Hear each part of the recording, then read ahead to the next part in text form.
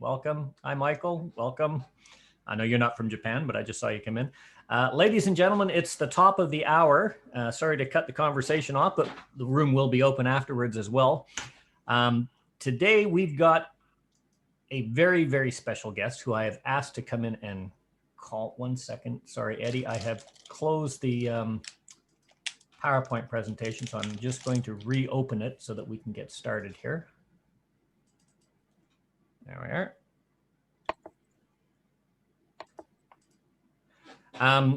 I've asked Eddie to come in because Eddie has written a book called So You Want to Be a Caller. And in it, he describes the wonderful world of everything that goes in behind the scenes, in front of the scenes, and through the scenes of being a caller.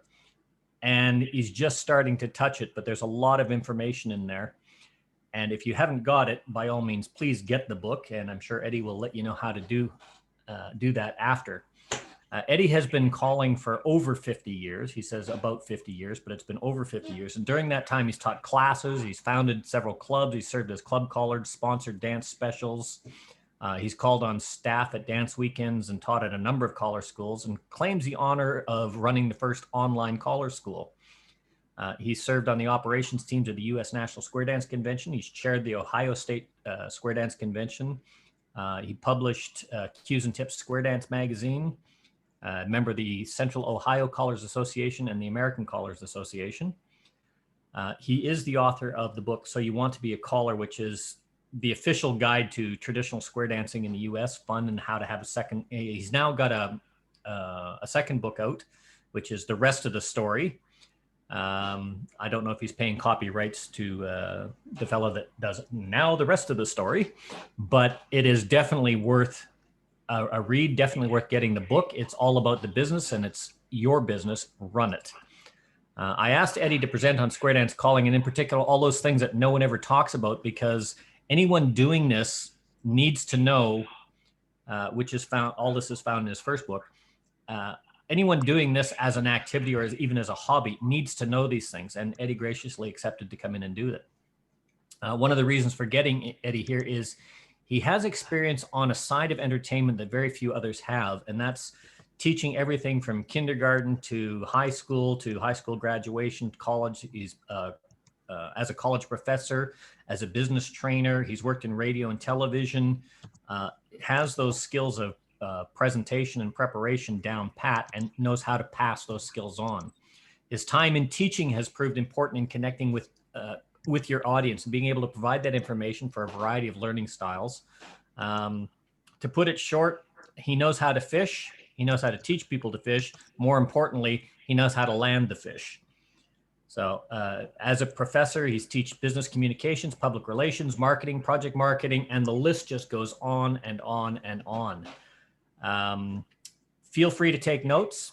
The video is going to be posted. Mark Hart is going to post this on the website, OC Caller's website, along with the presentation.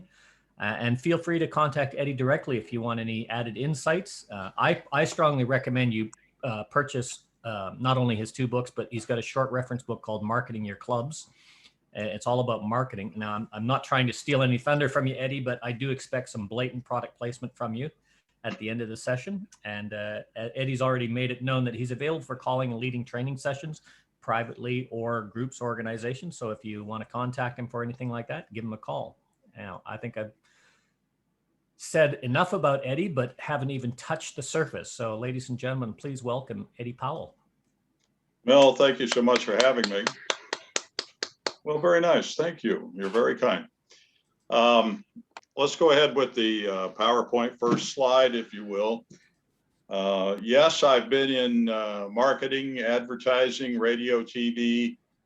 In fact, the United States Small Business Administration dubbed me the Journalist of the Year.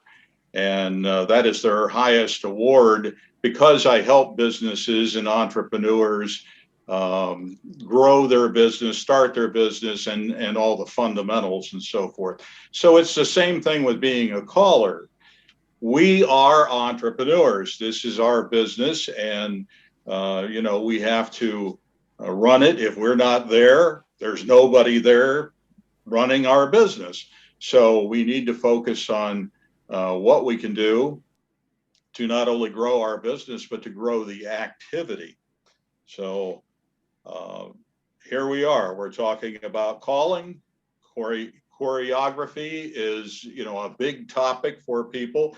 Music, clubs, lessons, and we've all had that great first dance. We've had poor dances and somewhere in between. So where are we? What do we do? So let's move on to the next slide there, Mel, if you will. Here's the problem. We need, obviously, choreography, but it's choreography for the dancers on the floor, not just fun stuff that we want to do. And sometimes people kind of get caught in that cycle of, oh, well, I went to Tam Nations and I did this and look at that. And wow, I could do all of this. But is the club, is the floor ready for all of that? So a whole nother thinking when it comes to you on the stage. My point is we can plan all we want to. We can determine those songs. We can, insert new choreography in a singing call and so forth. That's really cool to us. But what happens to the dancer? Do they get lost somewhere? So how do I identify that floor and what they can handle? To me, it's the first tip. I call a couple of sequences in my head that are memorized and watch and see, does 80% of the floor get through that? Okay, if so, I'll move to the next harder one, or I'll say, well, let's try another one at that level and see if that's where the level is for the evening. Some people just, come in with their, their cue cards or their set choreography and, hey, this is what I'm calling, and we just hammer away. What about the music? If the crowd is older, am I doing, some of their favorite older songs, or am I moving strictly to something that just came out, last year or whatever? Think about the clubs. How do they run? Is it a personality contest? Is it an organization that really wants to grow and be there and look at the long term? I've had clubs in our area that, were in business for 50, 60 years, and everybody in the remaining last few years had been president 15 times. And it went around the circle of the, the 6 or 8 couples that were left. And it finally got down to the last year, and everybody just said, I'm done. I'm not doing the officer thing anymore. Nobody would take it, so they just folded the club and went home. Is that going on today? It certainly can, looking at the age group of our target population. There are a lot of people that won't come back, perhaps because of COVID and all this. What are we going to do? Are we going to merge with other clubs? Are we going to develop new clubs? If so, how do we get those lessons going? What do we do? What makes a difference? Well, I can tell you as a marketer, it's not because we want to run the lessons. It has to be something that emotionally connects to the people that we're trying to approach. So let's say our target market is a 35-year-old couple. Where are they in their lifestyle? Perhaps they have younger kids. Perhaps they have kids that are in, ballet and scouts and tap dancing and everything else. How do they carve out some time to do the lessons and to do the dancing? Another problem that we have with lesson classes is we'll run lessons, for instance, on Monday night, and then the club dances on Saturday night. Well, they had already carved out time on Monday for learning and lessons and dancing, and that was going to be their night. Now, all of a sudden, after 10 weeks, 20 weeks, whatever you do, they've got to change nights and redesign their whole life. Many of them drop out.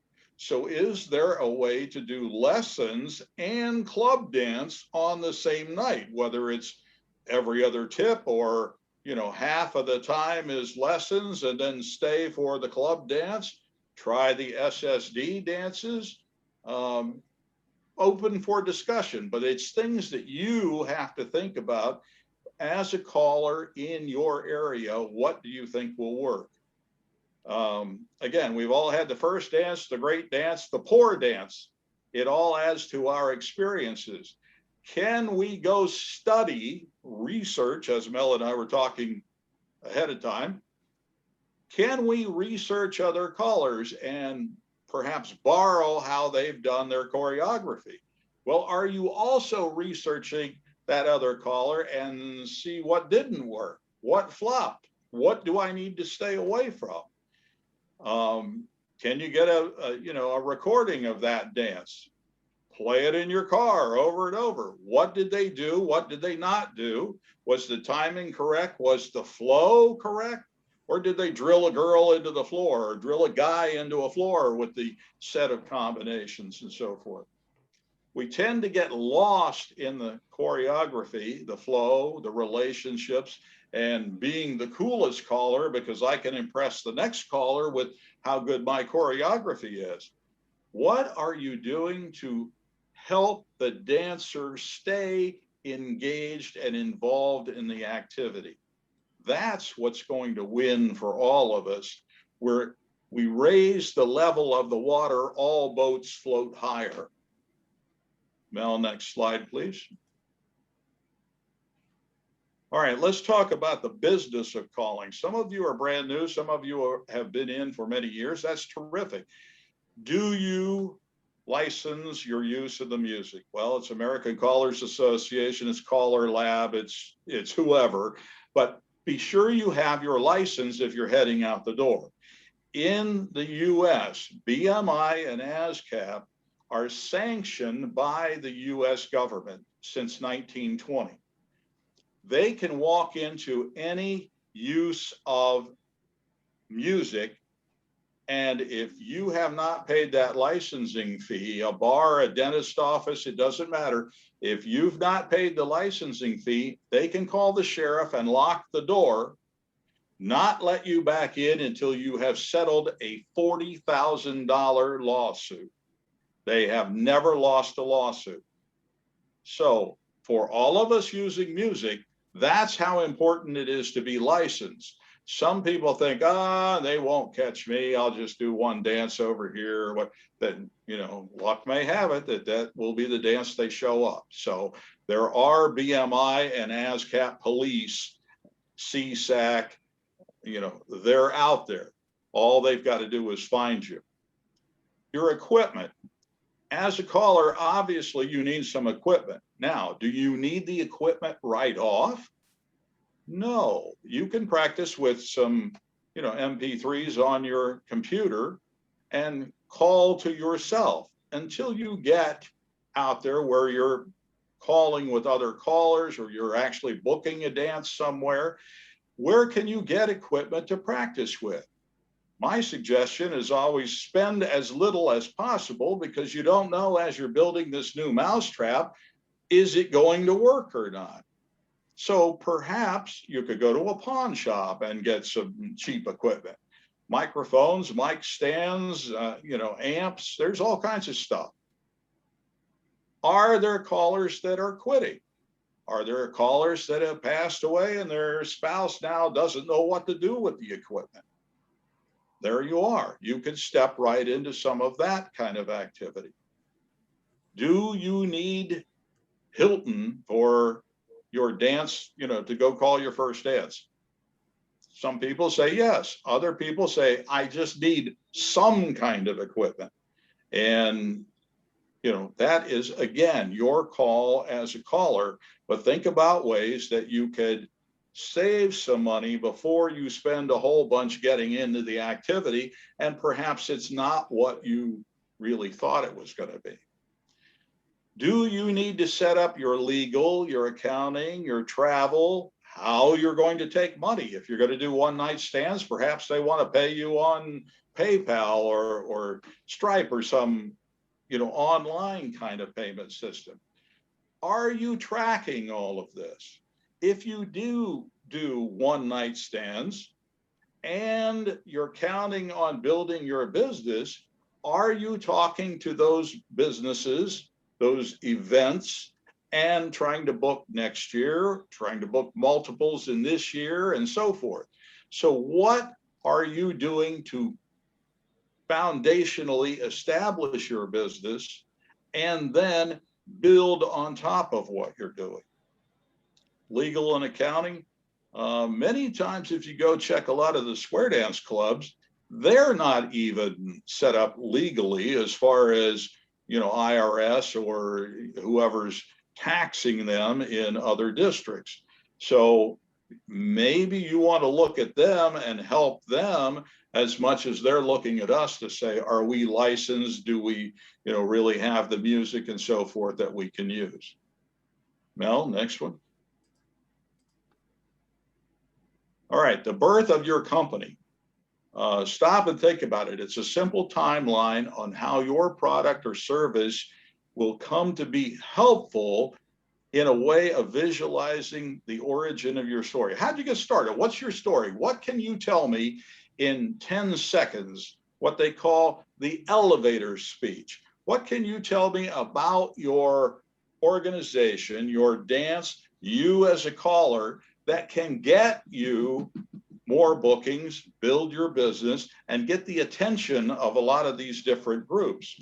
If you're going to do one night stands, for instance, and you're looking at civic organizations, over here we have the, you know, the Eagles, the American Legion, all these kind of different groups. Some of them are church groups and so forth. How about festivals and fairs? What are you going to say to those people that can get you in the door? So it's got to be something quick that catches attention. In my case, I love doing that kind of stuff. So I developed the country dance party title. And they go, oh, what's that? Well, it includes square dancing, but it also includes line dancing and what I call old-fashioned belly rubbing music, some mixers, some contras, some, you know, different songs that'll get the kids on the floor, that will get the adults on the floor, anything from Hokey Pokey and Chicken Song to maybe even a traditional square dance, like Around the Couple Take a Peek, or whatever it takes to make the emotion of that evening off the chart with the people that are on the floor. Now, my point is that it's been said way before I got here that people will only remember what you say and what you do for a short period of time, maybe an hour after the whole event is done, but they will forever remember how you made them feel. So it's always an emotional buy that gets that dancer back on the floor. If we're walking in there and teaching, you know, I don't know, 20 basics, let's say, did you overwhelm them? Instead of maybe taking 10 basics and do stars from different positions and a lady's chain and circles, okay, that could be your whole evening. And if you're repetitive with them, they get to feel much more comfortable rather than, oh, let's build on this and look at this and we could get the, you know, relay the deucey or something. No, we don't need all of that for these new beginners to get in the door. That's impressing us and our current dancers, but the new people are the target audience for the evening. How do you get them in? How do you make them feel good? How do you address that emotional buy? What frustrations have you had that led to you creating your own company, your own calling? Have you been in a situation like one of the folks mentioned there that the club was looking for a new caller for whatever reason? Okay, is that a frustration for them? Yes. How can you alleviate that frustration? Obviously, proving that you can do the job. Now, the question is, if you're good enough to get it the first time, you're going to have to put in a lot of work to keep that job. Burl Maine, a national caller a few years back, said to me at one point, it's not hard getting on the road. It's hard staying on the road. Okay, it's the booking back, it's the being different, it's to keep the image going, it's to get enough people to the dances that can pay your fee, because when you're out there traveling, I mean, there's hotels and gas and everything else, right? How do you do that? Where do you intend to go with your business? Do you want to be the local caller? Okay, that's a lot of work. And you know that going in. You can't do the same, 10 singing calls every dance. You cannot do the same choreography every dance. So it's going to take some work in between those dances. Excuse me, if you're calling for that club twice a month, the first dance has to be different than the second dance. And that doesn't mean just rearrange the singing calls. You've got to learn new material. It's got to be material that you can sing, that fits your vocal range, that fits the dancer's choreography range, and it's got to flow. It's got to have some emotion.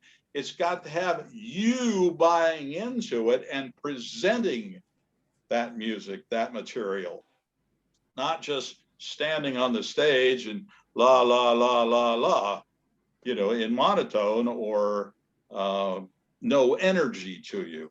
The dancers feel your energy as well as you, if you pay attention, can feel the dancer energy and what's going on the floor. You may start tonight with 3 squares, and because of that energy and you're having fun and you're building that dance, and so the next dance might be 10 squares. Good for you, it's working. And the word of mouth is going to spread that much further. You're building your business. You also want to develop a path of where you think you're going. In the example here, it's 2017, I started doing XYZ. Now in 18, I do what else? What did we change? What did we add? 19, again, now we look at it, what's working, what's not, and then we build some more off of that. That material should be on paper, and you should review that throughout the year, perhaps once a month, and you say, am I on target? If I'm doing one-nighters, did I get another one-nighter this month?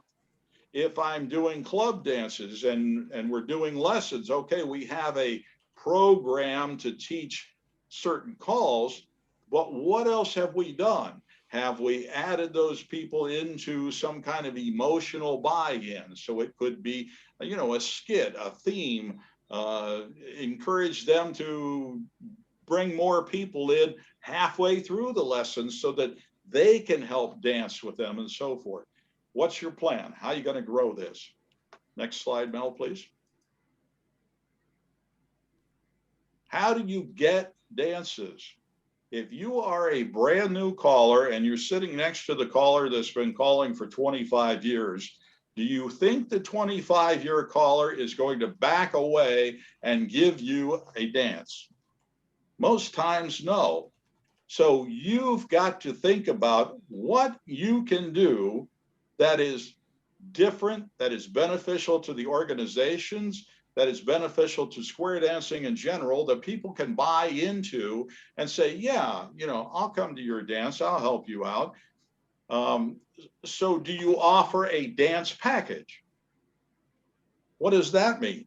Well, if you go learn line dance or you go learn belly dancing or whatever, it's maybe a 6-week or a 10-week program. And here's what we're going to look at in those weeks. And you can bring more friends in up through, as we do week 3 and off we're going. And then new class starts here, new class starts there, new class again.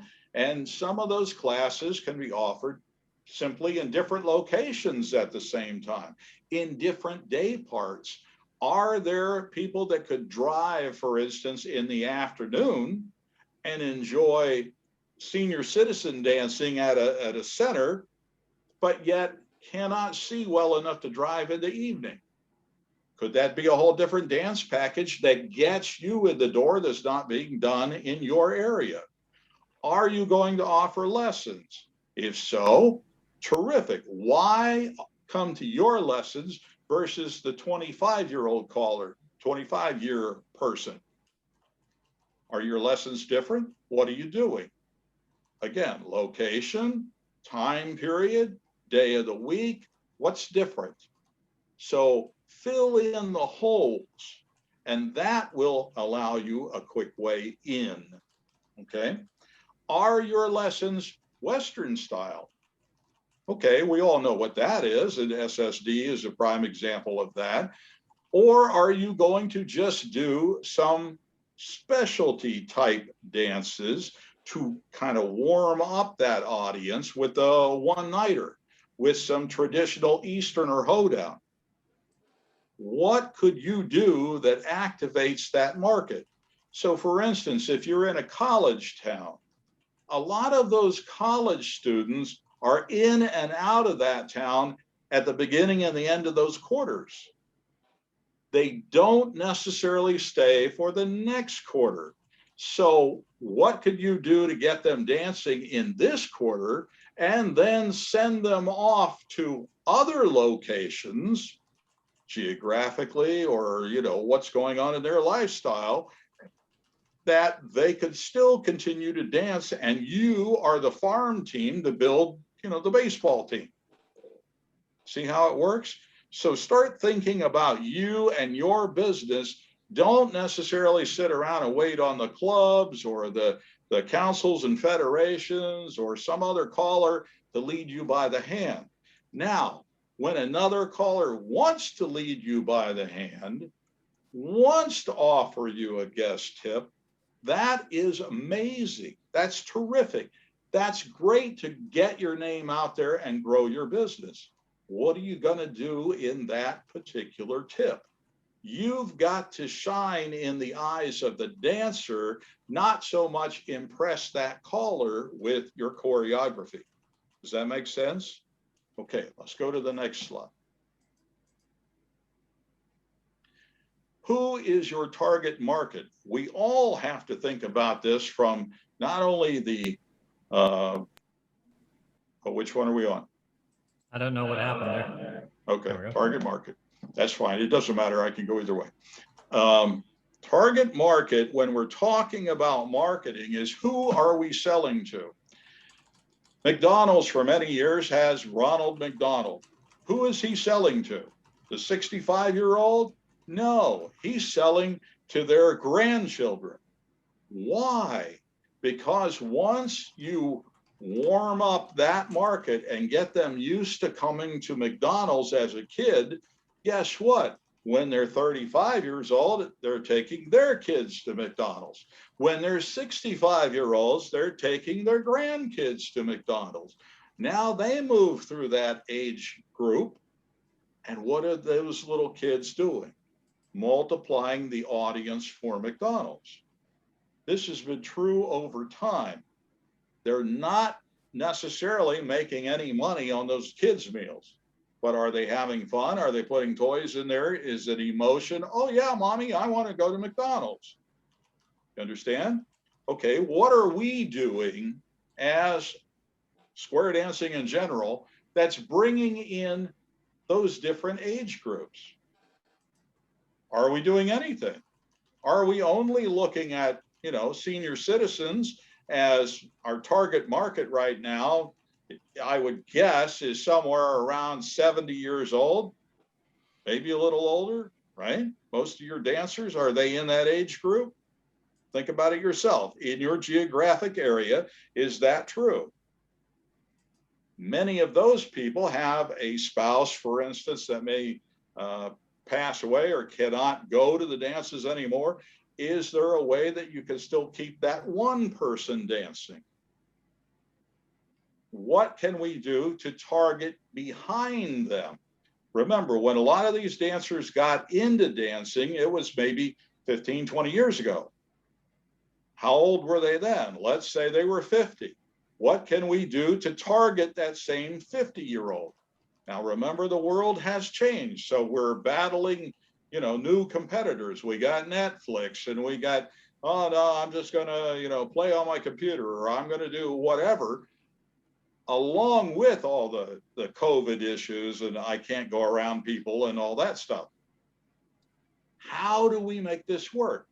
We as an activity have to adjust. We have to come up with new target markets. We have to specifically use the music and singing calls and so forth that target a 50-year-old. Okay, a 50-year-old at 20 years old or 18 back when they were in high school, what's their favorite music? Are we dancing to any of those songs? You understand what I'm saying? It has to be that particular person's mindset. Who are they in life? Are we looking at what they're doing? Are they working full time? Okay, then maybe they only want an hour or two on a particular evening. Maybe they'd rather have a Saturday afternoon. What can you do that targets those people? Now, let's say you've identified that 50-year-old. You've identified a 35-year-old. You've identified an 18-year-old. If you're going to advertise to them or relate to that market, where are they? What are they doing? Where do they hang out? Do we have people that, at 50 years old go golfing and are getting tired of golfing? Can we move some of those people over to dancing? Do we have people that are currently dancing, let's say line dancing or some other form? Can we move them to square dancing? We have figured out in marketing that it's a whole lot easier to introduce you to a new brand than it is to start you in a new category. Okay, new brand would be one brand of coffee, Folgers, and I move you over to a different brand of coffee. Much easier than if I took you as a soda drinker, a tea drinker, a milkshake drinker, pick it, and try to move you over to coffee. So look at your nearest competitor and how can we move those people over? Where are they? Do they hang out at some local festival? Do they hang out at some shop over off the seaboard there somewhere? And, you could do a demo, you could include them. You could not necessarily wear the square dance attire, just go as casual and boom, you're a flash pop-up kind of square dance. Hey, you want in? Come on. And do some of that one-nighter stuff that gets them feeling good emotionally for being on that floor. And now they'll go home and talk about it and maybe go, that wasn't half bad. We ought to try that again. Get their name, get their email, get their address. Square dancers have traditionally been very bad about this. We don't go back and touch those people. Keep talking to them. Hey, we'd love to have you come. It's Tuesday. Can I pick you up? Can, you want to meet us for dinner ahead of time and, come on to the dance, that sort of thing. If you only touch them one time with that demo and never talk to them again, guess what? You're right out of mind. They did not hook on far enough and emotionally enough to say, I want to do it. It's got to be an over and over. Advertising and any kind of demo and this sort of thing is all a repetitive process. The first time you heard 2 + 2, you did not know it was 4. You learned 2 + 2, 2 + 2, 2 + 2, and then one day you went, oh, that's 4. It is the same thing with all advertising. I don't care whether you're talking word of mouth or hanging a flyer at your neighborhood grocery store. It's got to be something that you connect with over and over and you learn it. We know from television commercials that you have to see that same television commercial by the same person 7 times or more for it to even click in your head of, oh, that's a Dodge truck commercial. over 9 times by the same person, same commercial, for you to finally say, you know, I think I'm going to get off the couch and go to the Dodge truck store. That doesn't mean you've even bought it yet, but you're investigating. You've moved to that level. Okay. So that's why a lot of advertisers in particular say, oh, we tried that once, it doesn't work. Of course it doesn't work. It did not connect to the same person repetitively over and over. They did not learn it. Okay. So you have to identify your target market and decide, in your case, as a caller, Western clubs typically book 2 years in advance, at least here in the US. That's kind of the rule of thumb. Okay, are you as a caller going to hang on and wait and hope and pray and maybe somebody will ask you to call a dance in 2 years? Does that sound like you're building your business? What can you do? Frankly, your competition is other callers.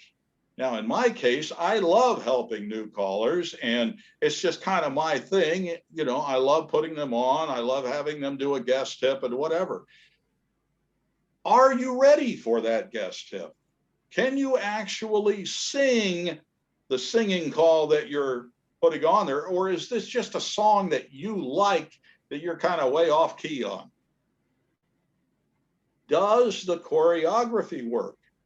If you're going to put it down on note cards, you know, the worst thing that can happen is, oh, I dropped 50 note cards right there in front of me as I was putting my music on.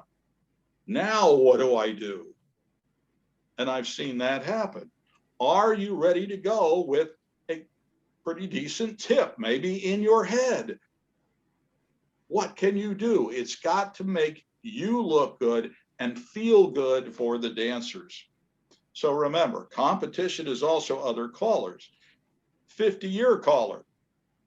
Do I have other callers coming up behind me that are getting booked? Yeah. And for me, that's great because I see some of my people that I've worked with out there.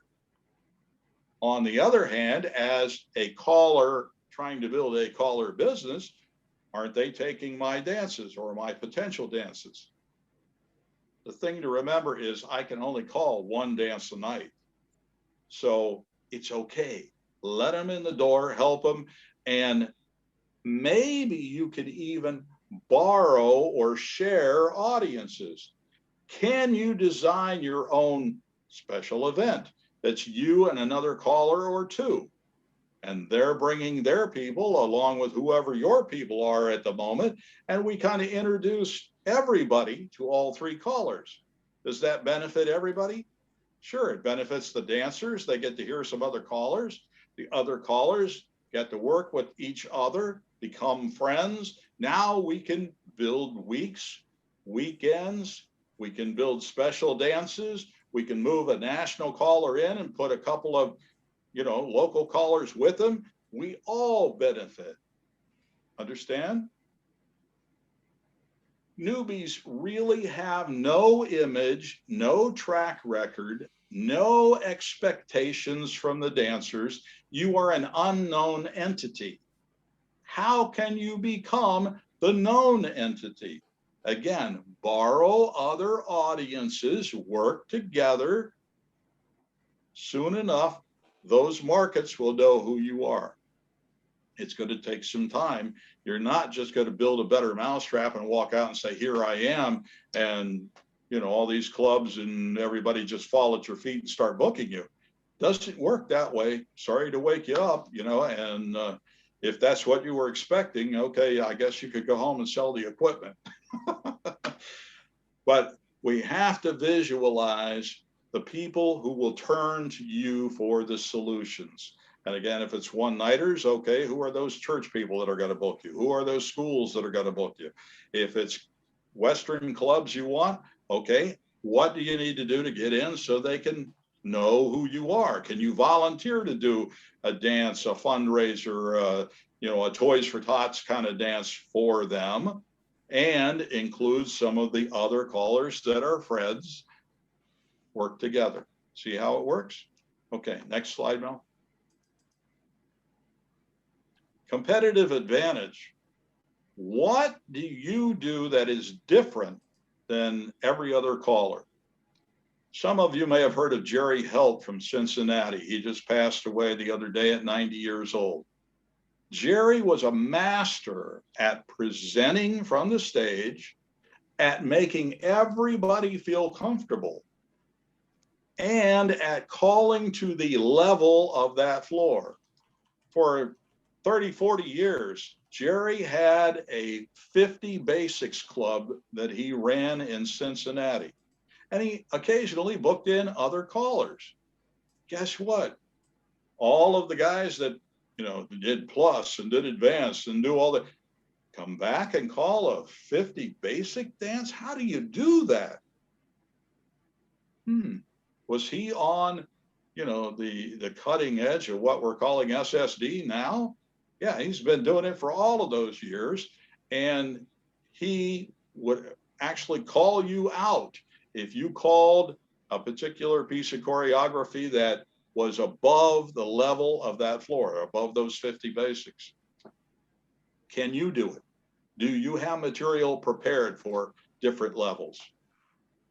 A lot of us go right to plus and say, yeah, I've got this great, I can spin, chain, and exchange the gears, and I can relay the deucey, and I can do all that. Can you back it down and do, stars and right and left throughs and bend the lines and partner trades and that kind of thing? So what can you do that's different than any other caller? Jerry was also, as far as I know, the most proficient at progressive squares. So in dances that, would have 4 or 5 squares or whatever, he could move those people back and forth, sideways and forward, up and down the lines. And by the end of a singing call, for instance, you're right back home and swinging your original partner in your original square. How do you do it? Well, maybe that's something you want to research. Maybe that'll be your little niche that you can do that's, really cool and different than most people. Is it, something else? I don't know. Pick it. But you're going to need to develop some kind of an advantage or a differentiation for you and your business versus the other people, in your area or that you've heard of. If you're going to be a national caller, what are you going to do different than the other national guys? Can you share a new, different, or distinctness in 10 seconds in your pitch? Hi, Mel. How are you? You're a square dance caller. Tell me about it. 10 seconds. Go. I've been calling for 40 years. It's just a lot of fun. Come on out and try it. Anybody else got one? 10 seconds. No takers? Okay. Who am I talking to? A square dance caller of 40 years, you could be talking to that next Western club to book you. Does that make a difference to a one-nighter church group trying to book you? Maybe, but is there a better way to say that to the church group? In my case, I say, if you will get on the floor and pay attention, I can have you dancing in 13 seconds or less. Really? Isn't that kind of like engaging them and pulling them in? And how do you do this? And what happens? Let's get on the floor, right? Distinctness, different. What's new? Have they ever heard somebody say that? No.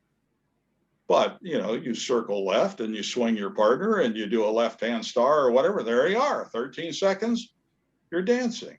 And I don't really take time to stop and teach the moves. I start them with the circle left. And then I'll say, boys, put a right hand in. Now go back to the girl you had and circle left again. Girls, put a right hand in, and so forth. Okay? So it's more dancing than it is learning and start and stop, and we got to do this and we got to do that. No, let's just flow. Let's make it happen. Give them a reason to book you. Obviously, it's for fun. What else? What's another reason? Mel, you got another reason? Exercise, friendship, just plain old fashioned good times. And we see all of that stuff all the time in print. Absolutely. But do you know that 80% of our population are visual learners? Only maybe 12%, 15% are actual audio learners, and the rest want to do hands-on. Okay, visual. What do visual people want to do now? How do they learn? It's got to be video. That's what most visual people do now. That's why the Netflix and all of this is, wow, I got to watch that whole series and I'm going to sit there and, veg on it for the whole weekend and that kind of thing. It's visual. Are we keeping up with that as square dancing? The videos that I see are people that are how old? Did you look at the National Convention, for instance, and the videos? How old was that group? Are we talking the 70-year-olds? Very few were 50-year-olds. If I'm showing that to an 18 or 30-year-old, they're going, I'm not dancing with them, right? How come we don't have any videos of 30-year-olds dancing? We need to develop that kind of stuff. One thing that square dancing has done that kind of shoots themselves in the foot is we raise money for all of these different organizations. Now, nothing against the organizations, Toys for Tots, all that stuff, that's all great. But did we keep any money? Did we raise any money for our own activity to market it, to make that TV commercial, to do that radio ad? You understand? We do a demo and say we're done. And then we wonder why we didn't get anybody. Well, again, it's repetitive. So you got to do that demo over and over and over and over and over until you're sick of it. The people are just now becoming aware of it. When I was in radio and spending a lot of time in that medium, the number one song I was so sick of by the time I had to play it, the 13th week or whatever, the people on the other end of the radio were just getting used to it, going, wow, that is my favorite song now. Again, the repetitiveness, the learning of that particular material. A reason to book you got to be different, and book with other callers and borrow their audience.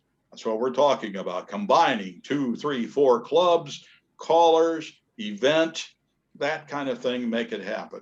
Okay, next slide, please.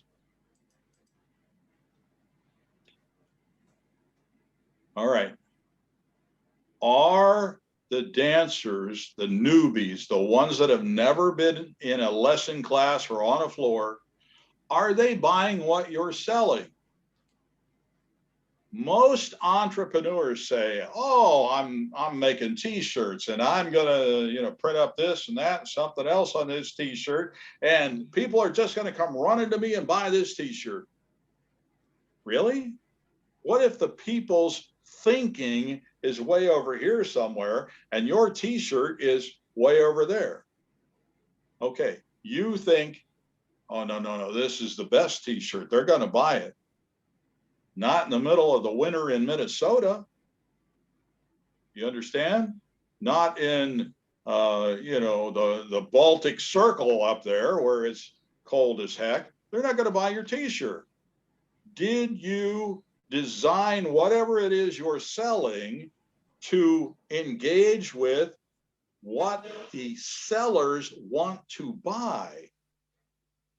Instead of making t-shirts, if I was making winter jackets and mucklucks, Minnesota might buy that stuff, right?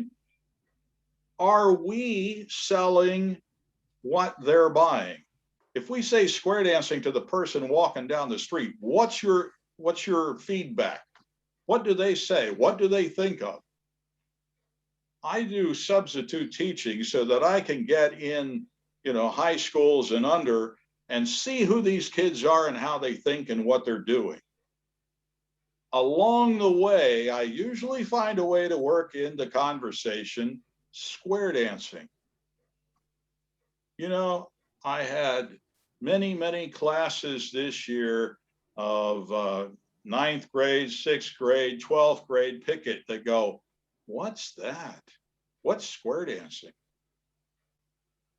Okay, if that's where we are in K through 12, which remember in the States here, years ago, about 1955 or so, Henry Ford of Ford Automobiles paid for records to be shipped to all of these schools that had square dancing on them that they could use in their gym classes. Are they using those now? No. When I was 16 years old, I was asked to come to the Ohio State University and teach the new phys ed teachers how to square dance so they could include it in their dance program in physical education. Do you think there is a dance program in physical education now? No. It's soccer, it's football, it's volleyball, it's on and on. But there is no dancing included in any physical education in the States. Did we lose that position? Yeah. So none of those kids are even familiar with the word, let alone to be able to say, oh, I did that in school and I don't like it. Okay, at least they would remember it and it would be easier to transition once they remember it to something more enjoyable than having a blank and trying to convince them to come. Get it? So they're out doing hip hop or whatever they're doing now. No way are they even talking about square dancing. All right. We need to look as marketers, as business people, key metrics such as lifetime value and customer acquisition costs, and start tracking that stuff. What's lifetime value? Well, let's say in banking, they want you to come in as a little kid and start a savings account, start a Christmas club, that kind of thing. Why? They will bend over backwards to get you in because they know that later on you're going to have a savings account, you're going to have a checking account. Then you'll grow into perhaps a car loan, and then you'll probably get married and you'll have, a mortgage loan, and you'll have this and that throughout your lifetime. They figure up all of the money that they're going to make off of you if they just keep you as a customer as lifetime value of you being with them. Understand? So if they're making, pick a number, 8% a year on your mortgage loan, is that a pretty good chunk if you're buying a $300,000 house? Yeah. And then add that to your car loans and your, credit cards and on and on and on. Do we do that? Do we figure that if we can get these people in at 50 years old, at 30 years old, and keep them for 20 years, what's the lifetime value of that person? Did we get them to, 12 club dances a month? Did we get them to do this and that? Go to weekends, go to festivals, go to conventions, what's that person worth? And how much word of mouth did they go out and share with their friends and their customers and their whoever's that they come in contact with? How much did it cost us to get that person? In marketing, we track that kind of stuff. Maybe we make up a pamphlet and it's got a little sample of something or other, and that pamphlet costs us $3. Did that pamphlet get that person through the door or questioning, even on the phone, on email? Did it get them to touch us somehow? And then can we start the process? We get them to the free lesson. We get them to, okay, all of that has a cost. We had to pay for that building. We had to be the caller for that free lesson. is there, $20, let's say, to get that person in? For every $20 that we turn, we can then figure out what percentage of people do we get, keep, and the lifetime value of those people. Make sense? Now we know what kind of money we have to work with in the activity. Go ahead, Mel, next slide. All right, marketing approach.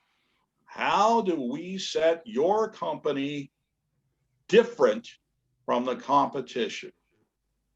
That's a question that you've got to ask, that you've got to sit down and spend some time and write this stuff down and go, well, wait a minute, I want to do one-nighters. No, I only want to approach the Western clubs, and I'll wait that 2 years or so to finally get booked, or I'll do some kind of other specials or events that can share audience and so forth. What are you going to do? You might be all the other callers' best friends because you booked all of them at summer dances. When I owned and published Cues and Tips, the Central Ohio magazine that was duplicated in many other parts of the world, we ran summer dances. Every Wednesday night, I booked a different caller, geographic area. They all came and volunteered their time. We put out a tip jar. There's your money for the evening to hopefully pay for your gas for coming. But the advertising in the magazine and the people getting to know them was worth it for all of these callers to come in. What can you do? Can you mention all of your summer dances on social media, get the crowd there, get it to be a destination that other callers want to come to? And even if you share the mic a couple of times on the night or do something like that, now you're all benefiting. What's your path to reach your customers? If you're just going to do demos in front of the local grocery store, did you really hit your target customer? If, as Mel talked earlier, health may be one of the selling points, well, then don't do it in front of the grocery store, do it in front of the health food store. There's the people that are really diving down into the health aspect. Maybe you have people, as we do here, riding their bicycles all over. It's a great summertime activity. It's health, I get it. In the wintertime, what are they doing? You could be that, hey, you can't ride your bike in the winter? Come on over. We can keep you moving. We can even keep you thinking. Your heart's beating and your mind's working. See how you can sell this? Events, partnerships, ads, list all the effective ways to reach your people as you're writing this down. Now, partnerships could be with the local car dealer who's trying to get people into their lot to look at cars. Can you be the event that's going on that they talk about in their radio and TV ads, their print ads, maybe even do a radio remote that day? Hey, you're over here dancing. Here's what's going on. Maybe the caller is also in the commercial adding some excitement. Could they pay you to be there? Take that money and use it for more marketing. Partnerships, ads, events. NASCAR has the guys wearing the suits with all the patches all over it. Okay, do they take time to do a commercial for the paint shop? Yeah, but could you also do a commercial for Subway and pass out coupons? Can't we do the same thing? Could you put a little sign on your stage next to where you're calling that, Subway brought this evening and come up and get your coupon? Okay, next. Look at the features. In marketing, we always know that the people walk into the big box store, for instance, and look at a refrigerator. What are they looking at? Well, the refrigerator's this high and it's this cold and it's got 2 doors and it does ice in the door. All of those are features. Why do they buy? for the benefit of cold storage, for the benefit of it's easy for the kid to get a drink out of the door. You understand? People will always look at features and buy on benefits. What's the benefit of square dancing? What's the benefit of your brand of square dancing? Get it? Next, please. Top of mind awareness. Johnny Cash recorded 93 albums. Were they all hits? No, but he became a consistent name in country music. Why? Because his name was always on the chart. He's always on the festivals. He's always singing at the Opry and so forth. Okay, what do you need to do to get top of mind awareness? In marketing, we understand that people have a top 10 list in their head. Mel, play a game with me. If I say grocery stores, give me the top 3 names that come to mind just off the top of your head, please. Kohl's, Woolworths, and IGA. Okay. Are there others below that? Yes.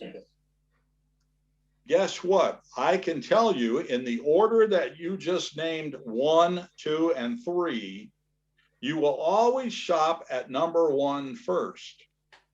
If number 1 does not have it, you will go on to number 2 and shop. If number 2 does not have it and you really, really, really need it, you'll go to number 3, but you'll never shop lower than number 3. Okay. Pretty close. Now that we know that, we understand that as marketers, as business people, how can, let me do this first. Name your top 3 airlines. Qantas, Canada Air, I can't even remember the name of it now. Canadair, and right now Rex. Okay, those are your top 3. Obviously, there's more below it. If I am an airline and I'm trying to get your business, I know that I've got to be in the top 3, which means I have to spend more money and scream louder than the top 3 that are there. Understand? Yep. So I can either, as a marketer, spend more money trying to shout louder, or I can create a new category. For instance, Eddie Airlines Through the Sky. All right. Name your top 3 airlines. Qantas, Air Canada, and Rex. Okay. What if I rename my airline to a people transportation system through the sky? Now, who do you have in your category for people transportation systems in the sky? All the airlines and all the people that fly. But the only name you can name is Eddie. Yeah. The people transportation system through the sky. The rest are all airlines. Yeah. So I'm not competing with airlines, even though I'm actually an airline. I'm competing with the people in the category of transportation systems through the sky. In marketing, we can either be in the same category and try to shout louder, spend more money, or we can create a new category. Can square dancing create a new category? Can we somehow differentiate what people think we are to the health and benefits and the recreation and the social and all of these benefits with a new name, with a new cover? That's what they're trying to do with social square dancing. See how it works? We're trying to get in top of mind over here. Okay? That's how the top of mind awareness works. Okay, on to the next one, please. Competitive approach. SAFE does the same old boring thing and expects change. It's also the definition of insanity, right? New does something exciting. Videos, radio, podcasts, print ads break the stereotypes of what people think is old, outdated, grandpa's kind of music and dancing and whatever. Oh, yeah, I wouldn't do that. No, not me. Into, wow, this is kind of fun. How do we do this? There's the mindset that we have to penetrate, to get through. So can we do that with a slight alteration of name change? Can we do it with different music? Can we do it with a different age group and so forth? Okay. Events, partnerships, create a marketing fund. That's what we were talking about earlier. Brainstorm and list the effective ways to reach your target market. And then can you get in there and make it happen? Maybe you've never done radio commercials before. Okay. Please, contact me. I'll help you with it. I'll show you how it works. But you're going to buy a particular radio station that's known for that target age group. A talk radio station that focuses mainly on political commentary. Do you think that's going to reach a 30-year-old? Maybe not. They're probably over listening to the light, beautiful music, or maybe even a classic rock kind of station, right? Okay, you've got to target your message and place it correctly so that it hits your target audience. Next slide. Okay, here's where you write down your future roadmap. How do we grow the activity? How do we grow your piece of the activity known as your business? Make a timeline. Lay a calendar out, just like you've got a calendar to keep track of your dates and where you're going and what you're doing. This should be a calendar to see where you're going. Are you growing? What's happening? What worked? What did not work? You can track, even if you took in investors. Terrific. Aren't you going to want to show them a return on their money?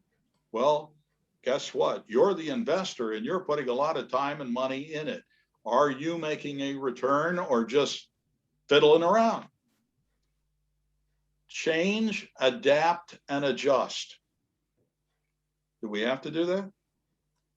The people that are, the clubs that are using, for instance, the same old flyer from 20, 30 years ago to announce the same old dance, is it really working? Do we need something new? Do we need to hit social media and on and on? Next. All right, there's all my contact information. Caller School, you want to do it online? We can do it. So You Want to Be a Caller is my first book. I co-wrote it originally with a caller out of Michigan by the name of Ron Shaw, who passed away shortly after we wrote the book together and did some caller schools. Been updated, of course. America's Traditional Square Dance Fun. That's the old-fashioned hoedown, whatever you want to call it, Eastern type dancing. But you'll notice from that they were very basic, very repetitive. It wasn't all night about learning. It was all night about having fun. That's the point of that book. And it's also written so that, for instance, those physical education teachers can start from page 1, learn a few movements, choreography, and then here's a song, here's another song, here's another song that you can use and the typical music that you should be using. The rest of the story of being a square dance caller, it's your business. Run it. That's what I'm talking about today. It's your business. I can help you make choices out of a selection, but it's going to be key up to you to what feels right for where you're going and what you want to do. Okay, next slide. Mel, thanks to you, your team, and we open it up to questions and discussion. I'll just leave that up there. I'll just leave that up there for a minute so that you can, is that you again, Mark? Leave that up there for a minute so you can write down Eddie's contact details if you want. There was a couple of comments that came up in the chat. One was, you mentioned do your lessons on the same night as your club. What do you think about level differences? Should there only be one level difference or one program difference between your lessons and the club night, so that how do you want to structure it? It could be, you know, the first hour, let's say 6 to 7 is the newbie stuff, and then they could stay around and see the second hour of whatever the club is dancing right now. Yeah, I think the question was more geared to, there's a lot of clubs that have mentioned that they have their new dance classes on the same night as their plus club or their advanced group, and there's no real bridge in between there. So I think that's the way that question was geared. Right, and there are clubs here in the States that are trying basically 3 levels. One, you just walked in the door. The next tip is you were in the door last week or somewhere before. And then the third kind of level is people that have been there, you know, let's say a year. And those may be 3 different levels, obviously, but they'll back to back to back, and the caller never gets off the stage. Yeah. So there's a brief, like 2 minutes or whatever, get into the next level, brief couple of minutes, on to the next level. Some of them may even do like one line dance song in between or something, but not running any round dances, some kind of mixture or some kind of line dance or something in between, if anything. Yeah. There was a comment that being an unknown is an advantage. I guess this is being a new caller or an unknown is an advantage, but only when you can sell yourself. Unfortunately, nobody is teaching performance practice. I'm assuming by that they mean not the theory of performance and what you do, but actually getting up and performing and being taught how to perform. You know, any ways around that? First off, to get in the door, you're going to need your elevator pitch, your little 10 or 15 seconds that, and I call it an elevator pitch because if I was going for a job, for instance, in your company, you're the CEO and we're riding the elevator all the way to the top of the skyscraper, I got 10 or 15 seconds to tell you who I am and basically get an interview. Yep. Okay. What can I do in that 10 or 15 seconds when I'm talking to a club or whatever to get in the door? Okay, now I'm in the door. What am I going to do on the stage? In my book, I talk about different ways that you can get noticed. For instance, wearing the cowboy hat or some other, you know, lady's hat with flowers in it or something that's different. I've taught this many times to real estate people. If you look through all the real estate ads, everybody's just standing there, you know, maybe with a smile, maybe not, but they just stand there. Okay, the hat immediately catches attention. It's different. Could it be something else that you do? I don't know. Maybe you wear you know, bright red suit and everybody else is in, you know, jeans and a t-shirt or something. I don't know. How can you stand out? And you've got to pick something that you could live with. Now, there was a caller, national caller over here in the States by the name of Cal Golden. And his routine was that in between every tip, he went out to the trailer that he pulled behind the vehicle, and he would change to a different outfit. And they were all rhinestones and different colors and whatever. And he'd walk back in, do the next tip, hash singing call, out the door, change to a different outfit, back in the door, the next tip, and so forth. That was his calling card to get him in the door. Now, of course, he was a decent caller and you know, national caller, did the songs he could sing, cut records, all that kind of stuff. But the outfit was what his gimmick was, if you will, that got him noticed. What is your pitch? What's your gimmick? What can you do that's different? Mm-hmm. The next one is, where's the best place to get caller limitation practice? I'm assuming by that is when you said you were talking about being able to call a dance with only a limited number of movements, not necessarily a new dancer class or a event, but limited practice. So let's say you're dancing at a club with, and they're only at, 25 movements. Where's the best place to get that kind of limitation practice?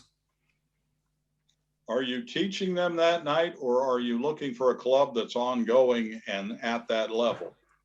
I think it was just a general question, because there are at the caller schools, they'll teach, or sorry, they'll get you to call a tip but say don't use a right and left through, or don't use a flutter wheel, as opposed to you're only allowed these 25 calls, go. There was a national caller by the name of Jack Lazary Mm-hmm. out of Florida. Jack passed away several years ago, but I went to his caller school when I was 14 years old. And you know how the caller schools do, they have you get up and do a singing call and maybe a little bit of hash, and the callers that are running the school critique you and, oh, you're pretty good, and this sort of thing. Okay, it was my turn. I was the last guy on the program before dinner. And I get up there to do my bit, and I stop. And Jack's like, what's going on? What are you doing? And I said, well, it's great that you critique all of these people, and that's terrific. But I am here because I want to know how you think and how do you put together all of this choreography that is different than other people. He looks at me and he says, kind of a smart alecky question, right? And I said, no, I want to be as good as you. That was my goal in going to Jack's school. He says, all right, you sit down with the entire basics list, clear through mainstream plus, and make 3 columns on a sheet of paper. In the center column, you put whatever that call is. So let's pick, right and left through. In the left-hand column, you put all of the possible starting formations to do that call. So in a right and left through, what's the situation? You could be in a squared set, you could be in a line, you could do it from an ocean wave, on and on and on, right? All of the possible positions. Do the call, and in the right-hand column, where does it end? What formation? So if I do a right and left through from a line, I end up in another line, correct? The entire list. You do that, and then you could mix and match and go, oh, well, that ended in a line of 4. Now, line of 4. Oh, this one starts in a line of 4. Now I can do that call and mix and match. Yep. This was his secret. This was how you put together amazing choreography. Okay, at that caller school, we all went to dinner right after that. By the time dinner was done, I walked up to him and said, okay, here's the list. He was like, what? Yeah, you start here, you do this. I can't do anything else for you, man. You've got it. It's right there. That's how you do it. You know what you know, and sometimes you don't even know it. With regard to the comment on the elevator pitch, one comment was, I go up and shake their hand. There's that uncomfortable laugh that turns into humor and joy. And I says, and I give that, I give that feeling to you and a room full of strangers through square dancing with just a handshake. Just a handshake. And how do I break the ice? Yep, just a handshake. And then you've got that walk up, shake somebody's hand. This is what I'm assuming. Walk up, shake somebody's hand. I give you that smile in a room full of strangers with square dancing. And just that instant shaking hands with a stranger. Well, what should I shake my hand? Okay, why? And there's that laugh. And I guess that's what that is. Anything, I guess that's along the lines of what you're saying. Anything that's just a little bit different that says, well, yeah, that's going to stick in my mind. Okay, from marketing, what is the number one best way that I can get your attention in any medium? An emotional connection. Almost. Anybody? Number one way I can get your attention always is to call you by name. Hmm. What's the second best way for me to get your attention? Repeat the name. Compliment you. So if I'm shaking hands with you, hey, great to meet you. Where'd you get that shirt? Where'd you get that? How long you been dancing? Oh, you do a beautiful job of whatever. And it's the same kind of thing when you're introducing the president, for instance, to give the announcements for the evening. And here, all these years of dancing, of being a president, of being involved, wonderful to have you. Give a nice hand to the president, whatever the name is. Yep, absolutely. Name and compliment. Chris posted a video of younger dancers dancing, and I think that's along the line of there are a lot of videos out there of younger dancers dancing. If you are going to use a video, target your audience accordingly. That's correct. A comment was made, approach the gym teachers training in the, approach the gym teachers training in the universities to teach the teachers basics and how to teach, because schools, when they go to teach schools, dance class usually has 6 sessions, of which, you've got 6 square dance sessions, 6 ballroom dancing, whatever it is like that, I guess. So school is generally 6 sessions on each kind of dance. So teach the teachers how to teach. It gives them a background. That's correct. And in the States, we have had so many, shootings and lockdowns and all this kind of stuff. They will not let us square dancers come in and teach. They won't let you on the grounds. In fact, they really don't like most parents to be on the grounds. In my case, I carry a teaching license. I'm already in the door, and then I suggest to them, hey, I'm over here, let me help you. Okay, 2 more comments. Talk to the local radio stations and talk on local radio.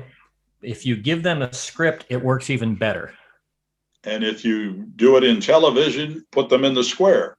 Show them how easy it is. And give them, circle left, circle right, Alaman left, and then come back and talk to the TV person. Do not embarrass them. Yeah. Involve them. Makes it look like they're involved with the community. Same thing on the radio. You can get them up, you can get them involved, you can invite them to a dance, you can invite them to, some of the demos and stuff that you're doing. They love that kind of stuff.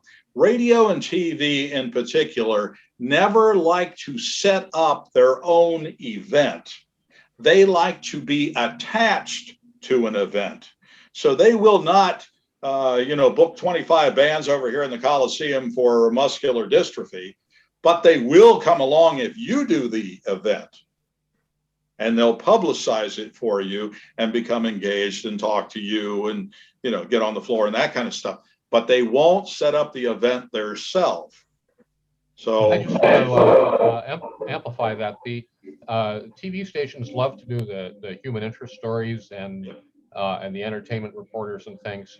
And so if you can attract them and get them to come and take a look, because it's a potential fun story that people are going to relate to, you'll definitely be able to get the reporter to get in the square and try it out. They do that sort of thing a lot, and we don't take advantage of that very much. Yeah, and even if you're tying in with Toys or Tots or whoever, and that's the reason they're coming, but we're doing this as a fundraiser. Come on, get on the floor. Yeah, all that lifestyle stuff, they love it.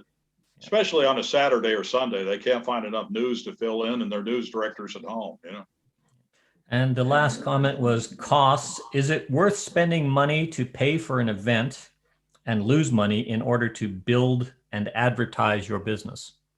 Every other business does. Yeah, I think that was pretty much a straightforward answer from the beginning. That's all the questions that have come in and the comments that have come in the chat. So the floor is open. If anybody has any questions for Eddie, now is the time. I hope you got something of value out of this. I think looks like Paul's going through his question list there.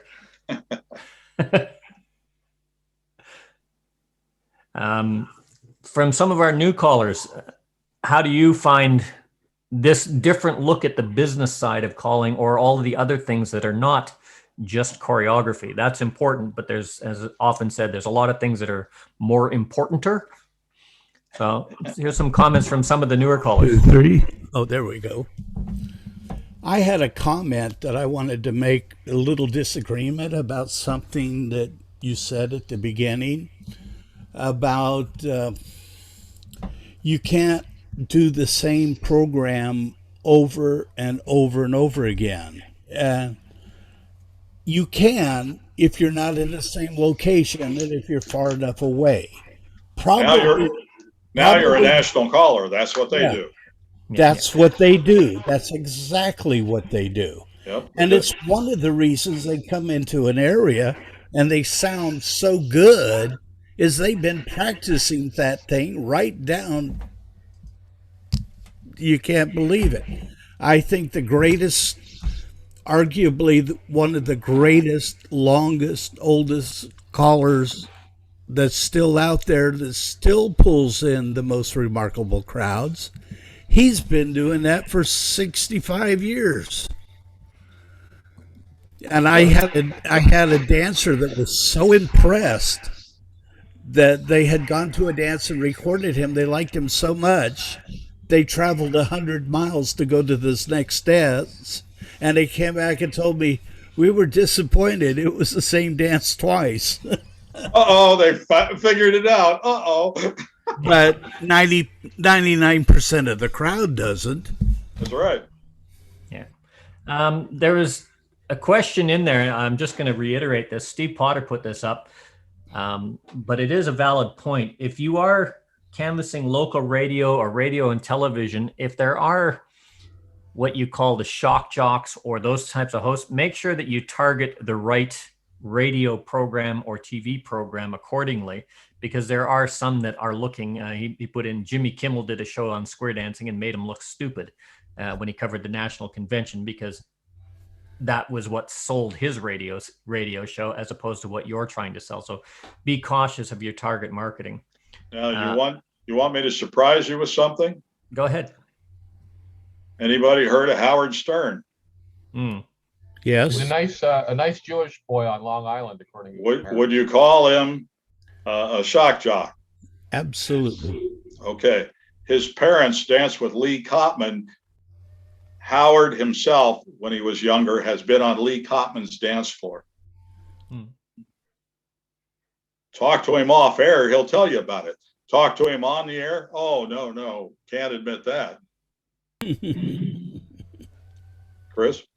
Yeah, you were talking about the loss of the dance programs and square dance programs in the schools, and that started going away quite a while ago. By the time I was going to school in the 60s and 70s, it was already gone. Yeah. The people like the generation right before me, or half a generation right before me, they still had it. But with the kids not knowing what square dancing is, if you say square dancing to them, I'd actually rather try to sell to them that way, and it's a new thing you've never tried that is lots of fun, rather than trying to argue with the stereotype that they might have otherwise gotten. Yeah, Absolutely. good idea. A comment came in, a very successful caller that was known several years ago, had an absolutely dreadful voice, but he used interesting choreography, ran the dance in the daytime, which was a niche market, but it was a personality plus. That person made everybody feel welcome when they came in the door. Yep. Not, when they came in, that's where she targeted them to make them feel welcome at the dance and through the dance, off the stage, not on the stage doing preparation. It's things like that make a difference, that make you want to come to the dances. So it's a very, very valid comment. Thanks for sharing that. Yeah, and you could ask those people to, help you out with the theme of the night or whatever is going on, but you play to your strength. That's what part of this is to help you identify who are you and what do you do best. Is that what you want to do best, and where do you want to take it? Are you actually producing something that people want to buy? Absolutely. Any other comments, questions? Yeah, a couple years ago, I do angeling a lot for squares and round dance QR also. And we had a class going, and there were a lot of people in their upper 30s, 40s, and and in our room, we're doing a round dance. And they come up to me and said to me, "What's going on in the other room?" I said, "They're square dancing." And they said, "What's that?" They had no idea of what it was. And the next thing we know is the next course, they were taking the square dance course. But see, So, that leads on to, we can use round dancing as a lead into the square dancing at, for instance, the YMCA or wherever, and complement each other. And then the club that comes out of that can be the squares and the rounds together. Perfect. Absolutely. Yeah. There's a number of callers that have found events. I know when I was living in Canada, there was annual dances. There was the annual halfway dance, which was eventually taken over by Iosarda. But there was specific festivals that were always a host caller and another caller would always do these dances together. Here in Australia, a couple of years back, they reinvigorated the halfway dance, which is called that because the location they picked doesn't even have a square dance club. There's one square dancer that lives in that town, but it's halfway between Melbourne and Sydney or thereabouts. So they call it the halfway dance. And these three callers have started that. And it's sort of like an interstate collective. Right. And it's just that. And there's a few callers that have annual events every year, which is just that specific thing. It's an event every year, and they'll host the event and pick another caller from a different region to come down and do that event every year for exactly that reason. So if you're ever in that kind of an area or have that opportunity, grab a hold of it, or even better, make that opportunity for yourself. The one thing that I did, especially like the newer callers have said that they are, not getting full dances because there's too much competition, mainly. I was in an area where we had like 15 callers that all but one of them had been calling for 30 or 40 years. So it wasn't easy to get started, but I finally got a hall on my own, started a club on my own. I sat down and figured out what night nobody was dancing on. Figured out we don't dance, or at least at the time that I started it, we weren't dancing very much in the summertime because that was just kind of a traditional thing. But I mean, air conditioning had been around for a while, but people still didn't do all that much in the summertime. The clubs just had a tradition that they danced 9 months of the year during the fall, winter, and spring, and then they took the summer off. So I started a summer club and danced three months a year. But now I've got it out to 5 where I'm dancing summer and fall. And also with the clubs that have kind of folded in the meantime, I've moved to a different night that is closer to it's on a weekend. I went from Thursdays to Fridays. So it's kind of, and it's built up over the years. Some in the beginning, sometimes, I mean, I had a hall that was a church hall, and that way they actually said I didn't have to give them anything, that it was a donation. And I said, well, I'll always give you something. And I always did, even the nights even when I didn't have a dance because I didn't have enough people show up for a square. But over the years it built up, and that's one way to kind of get yourself started doing full dances. Even if you don't get very many people, you get more mic time, you get more time dancing with more dancers. I mean, I know that's hard to do at the beginning. So that's one way you can do it. Yeah, another way through the summer is to start a camping club. You can dance on Friday night, Saturday morning, do a little workshop or something, Saturday night dance, book in other callers with you. There you go. That's a big event that happened in Montana a lot. There was almost every weekend in the summertime was a camping weekend for different square dances. Another thing that was done, I used to do this in Ottawa, and I know of a few other callers. I think Barry, you used to do this as well. You'd host an event for newer callers, like either a weekend festival or a weekend school once or twice a year. And what I used to do is once a month, we take a night that there wasn't any real dancing going on, and it would just be for new callers, and they would be the ones doing the dance, and I would just host it for that particular reason and leave it open. I did that as a donation free, because I had to use up the hall for free. And then the dancers come in, they paid what they wanted, and that just covered all the things like the expenses, the advertising, and all that.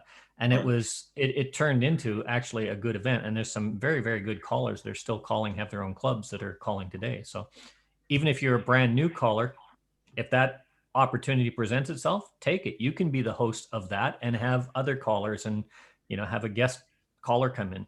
You can work your lessons through the month and have one dance a month. It becomes a regular thing, and dancers actually look forward to it. Yeah, there have been a club here in Central Ohio that does Sunday afternoon, and experienced caller hosts, and all of the guest callers that are coming in are the new folks, and the dancers come to the dance knowing that, well, we might not find our corner, or we might, somebody might hesitate on a call or what. Okay, that's what it is. We're giving them practice, and a couple times a month, you're off to the races. Bob? If you don't advertise it to be something that it's not, I've found that square dancers in general are very forgiving for new callers, and they're very, very pleased when they get surprised pleasantly.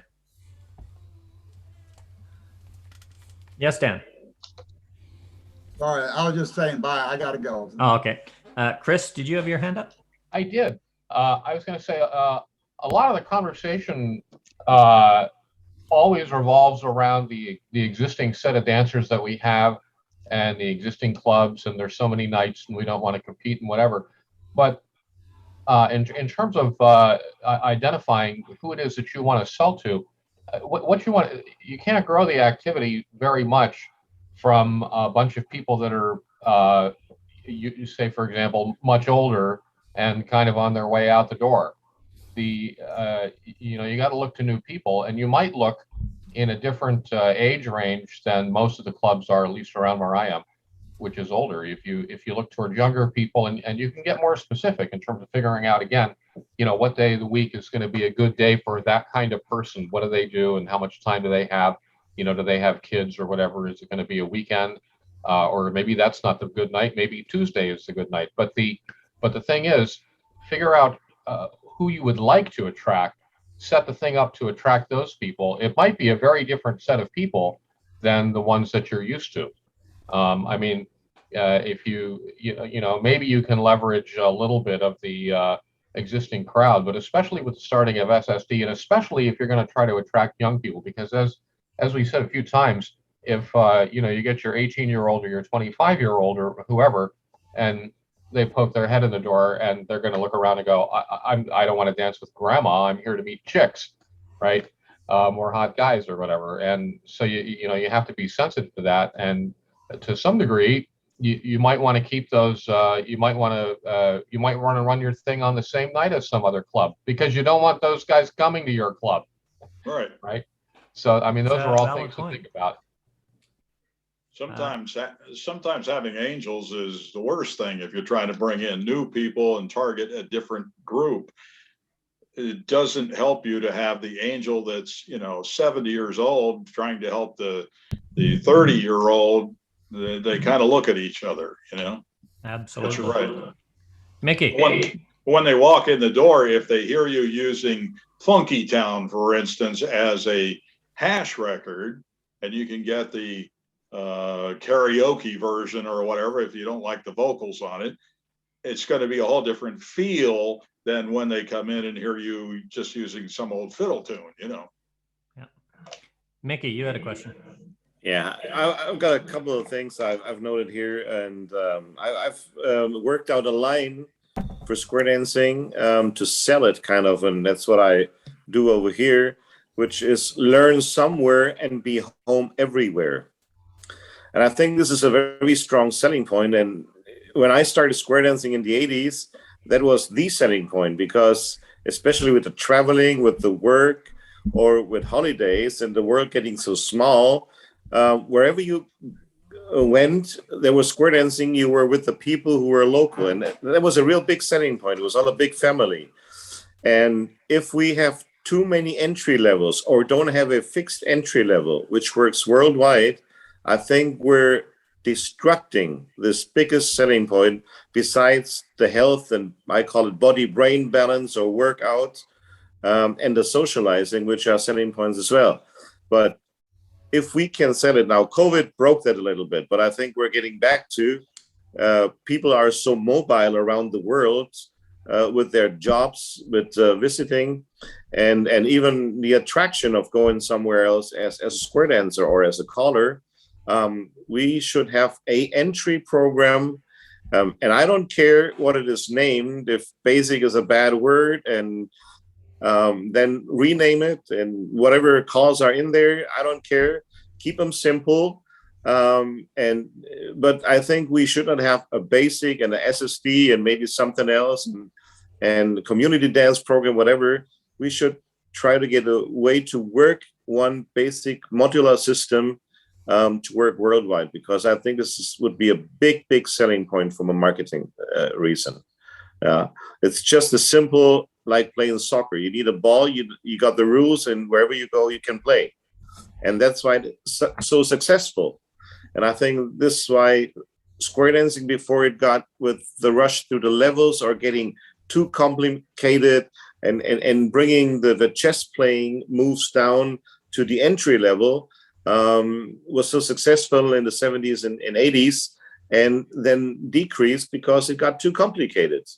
And we lost the socializing. I'm with that point. Yeah. So we may have to rethink, and we really should get the acceptance worldwide. This is one of the points. And I grew up with square dance from 8 to 80, and I think this is a great slogan. And in the past years, there's been a lot of rush getting young ones in, and it's nice to have them.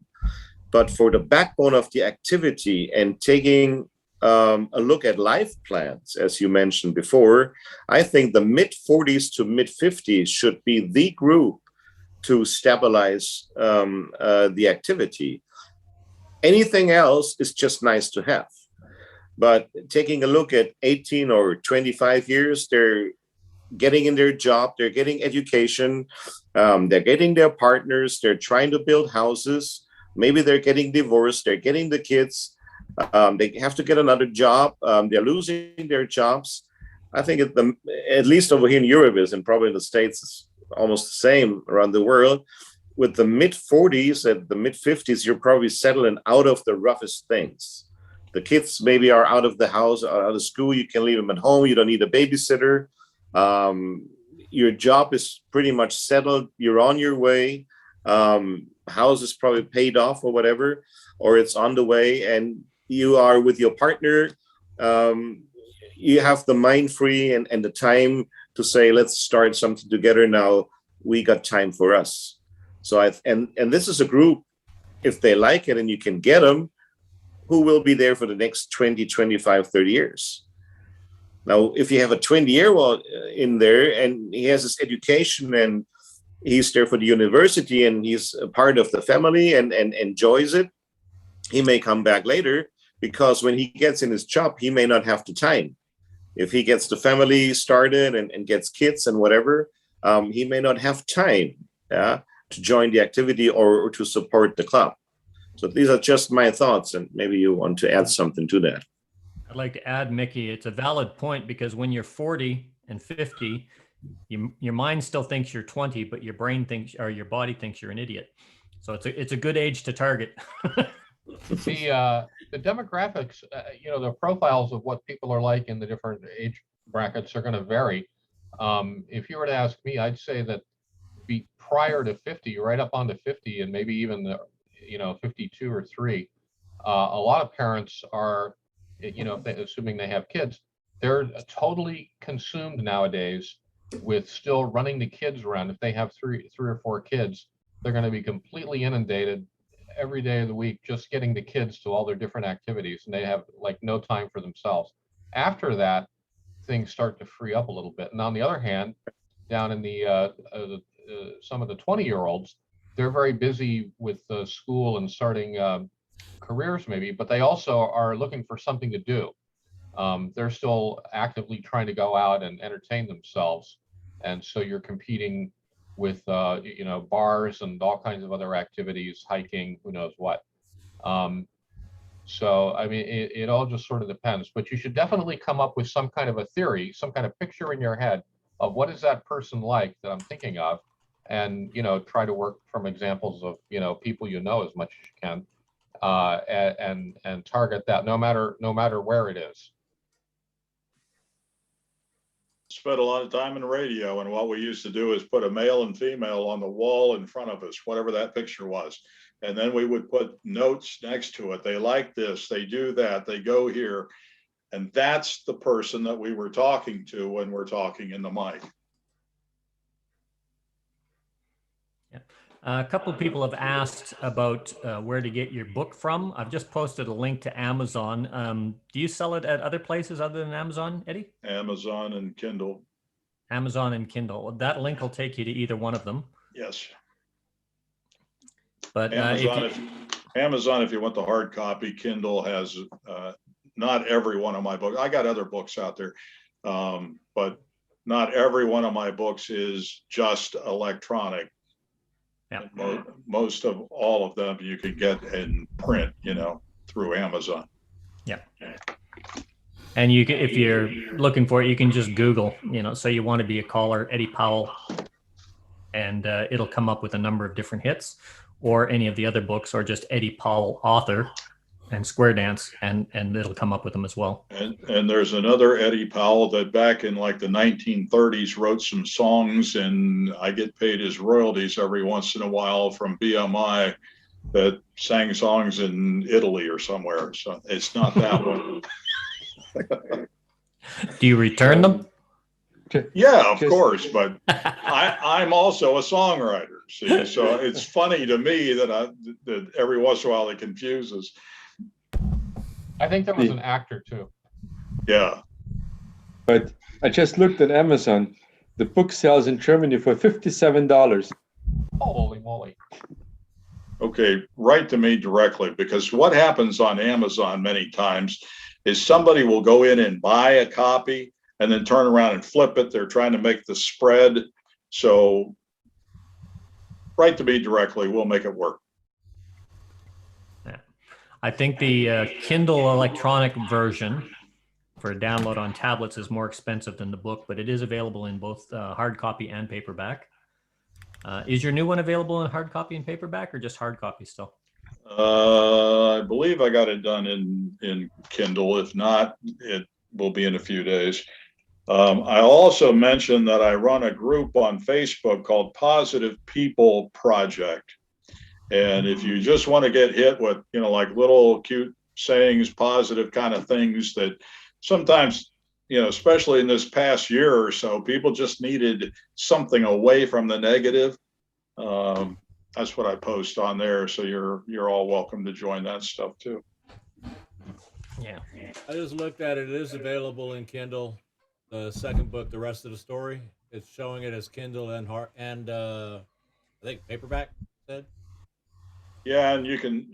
I don't know how familiar you are with all that stuff, but you can set up a selling kind of plan on there that it will start at a certain price and come down, or start at a certain down price and go back up to normal. That kind of stuff happens too. So, if you don't like whatever price you see today, hang on. There's probably something coming. Mickey, you've got your hand up?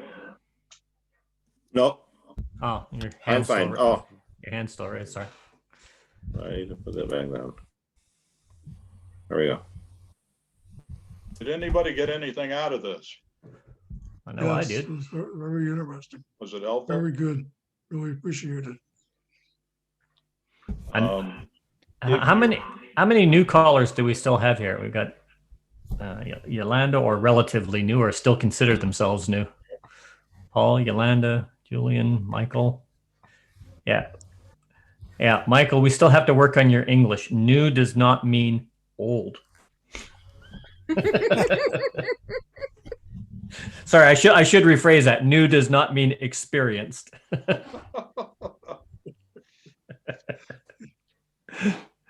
Yeah, if you haven't read the book or you haven't got the book, it is a good read. I strongly recommend that you get it and read the book. It's definitely worth it. It makes you think about all those other things that you don't think about. If you remember back in the early sessions, when a lot of you started to call, the big thing was, I have to learn how to resolve a square. And that was the big thing. You had to learn that immediately. And all the other stuff was left in the wind, such as, what does this movement do? The definition, all the things that you need to learn before you learn how to resolve a square. Well, the book covers on a lot of the topics that you need to know around starting your business as a caller from a caller's point of view. And it's a lot of things that you probably don't think of that can definitely help you out in starting your own business, or even just generating your own activities to develop your own skills and those of new callers in your area. So it's well worth a read. And no, I'm not getting product endorsement from this. Maybe you should, right? Yeah. That you're willing to admit to. But another thing, the experienced callers, when you put the newbies on stage, that fear of not being able to resolve. So if you're standing there and passing the mic back and forth and you just whisper, hey, call what you want to, I'll help you get out, and you do the sight calling part and bring the resolve to the square, and then they start again and back and forth. Even that much can ease them into being a caller. And if you look around how many dancers are dropping out, well, how many callers are dropping out too? I mean, I just bought some equipment from a guy that says, I've been in it all these years, but the COVID thing, I'm not coming back.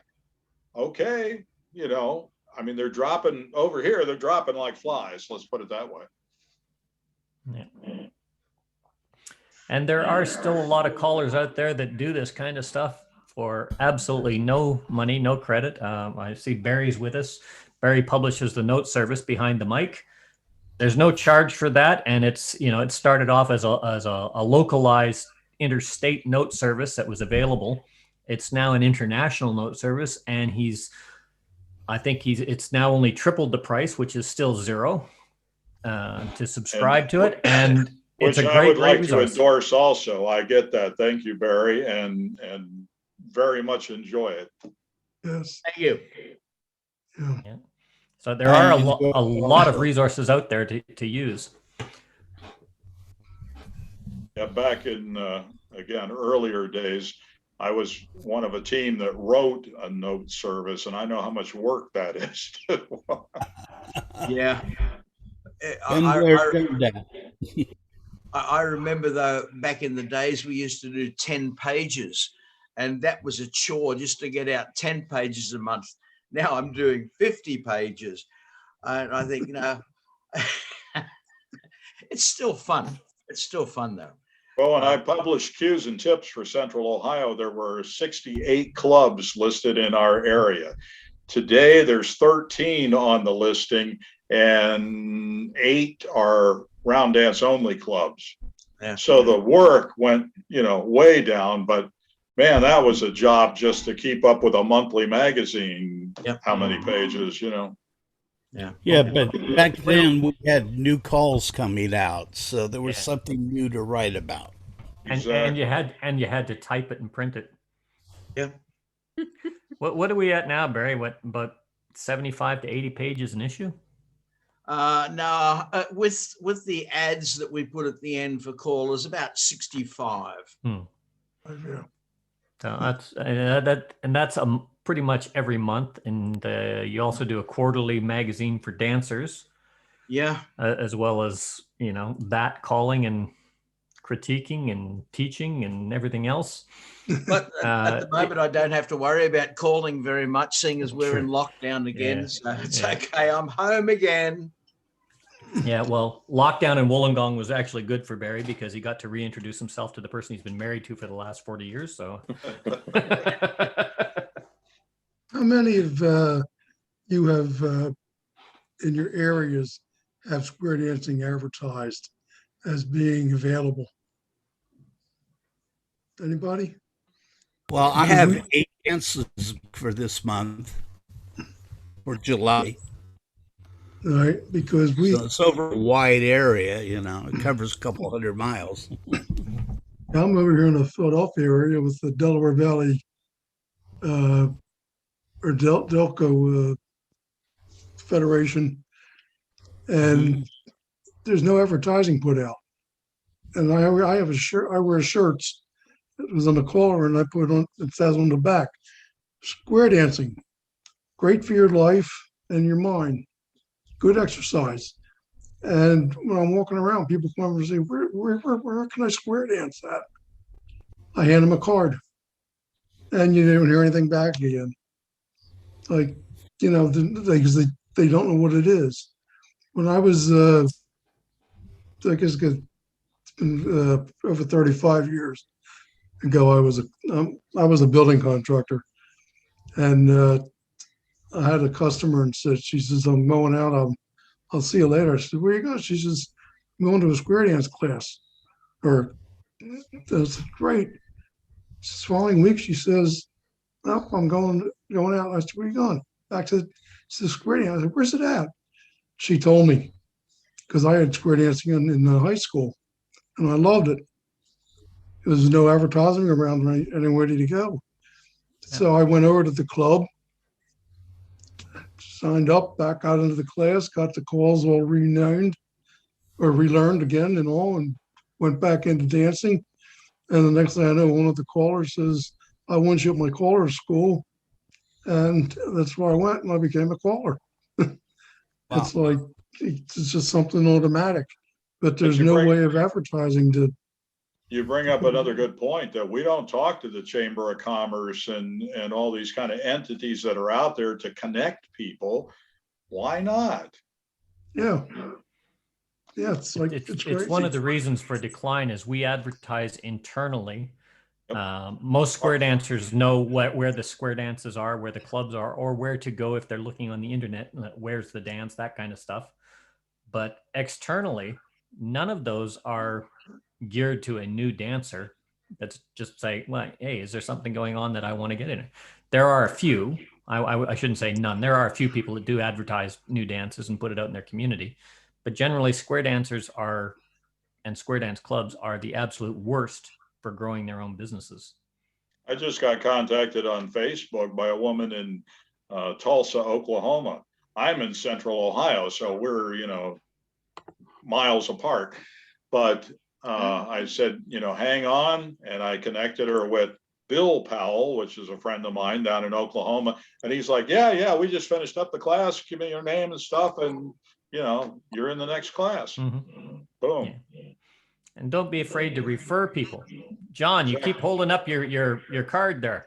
Yes. Yeah, I just took this off my coat that I've been wearing for the last few days, and I wear that everywhere. And people often ask me about it, and it says "Dance for Fun and Friendship." And I tell them that I'm a square dance caller, and I refer them to the local clubs wherever they come from. We get a lot of visitors here in Victor Harbor. And think about all the other ways that other businesses advertise, even a sign on your car or, pencils, ink pens. I mean, your sign to wear is perfect. T-shirts. I mean, if you're out to the store, why not?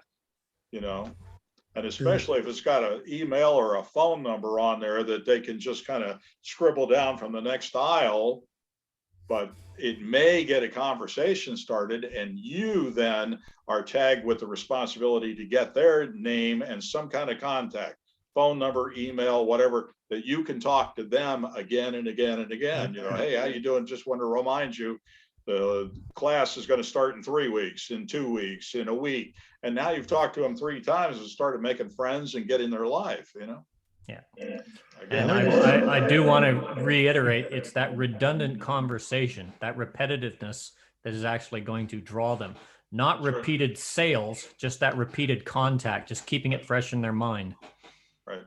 You can oversell a product and turn them off, but if you just keep that contact, let them nibble at the bait.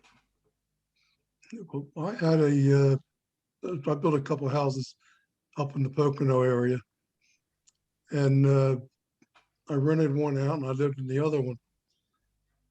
And after 40 years, like my wife says, the point, I'm tired of going up. Let's sell them. So we put them up for sale. One went for 30,000. I had up to started 100, but the economy up there went down so bad, so I got 30 for it. The other one I sold 2 years later, I got 70 for it. And the guy that bought the first one put about, I don't know, about $30,000 into it, and he just sold it for 135,000. And what they did is they started coming out 2 years ago, right after I sold, and they started saying, Poconos, join us in the Poconos, and all these advertisements on TV and everything else. And man, it just boomed up there. Everybody's back again. It's the same thing with square dancing. We got to somehow get it into the news media to put it out, I guess. Well, in the 1950s, it started with the evolution of square dancing in the cowboy Western movies. And that's where it came from. Bob Osgood was the caller on most of those. And okay, everybody wanted to do Western square dancing. And then you had another upsurge in 1981 with Urban Cowboy. And you had line dancing hit things, and that also pushed up square dancing. Right. We need the next thing. So, I don't know which movie or which TV show, or, we need to talk to Netflix or something, but get in the background even of some of these, they got the horses and the stables and the whatever in Montana, let's say. Well, why isn't there a square dance scene? That kind of stuff that could bring it back. So if you know anybody. Yeah, we need to get Jason Statham and The Rock in there and do the next Fast and Furious with square dance movements instead of cars. Yeah.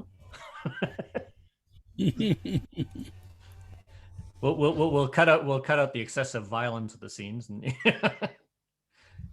head square through, and while you're at it, karate chop half a dozen people around there. Right.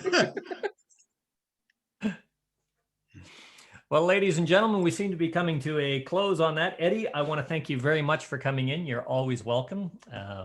Hopefully we'll get you back to talk about a few other things later on, and we can maybe flog your next book about growing the business and some of the more poignant business sides of the activity, or even some of the caller side of the activity. I put out a list. There's still a lot of topics open, so feel free if you want to pick one on any of those topics available as well. Ladies and gentlemen, we have pretty much come to a close. Oh, my pleasure, as always. Mark, I want to say thank you again. Thank you for hosting and everything else. Mark is going to be posting the PDF version of Eddie's slides and the video up on the OC Callers website with all of the rest of them. And I thank you very much for doing that, Mark. And thanks for everybody for sticking in. As I said, the room is now open for any kind of discussion you want, choreographic wise, or questions, or just general socializing. Or if you don't feel you need to stay, if you want to stay, you're more than welcome. Mel? Yes, Bob. I need a minute or two with you. Is this about the email that you just sent me? Yeah.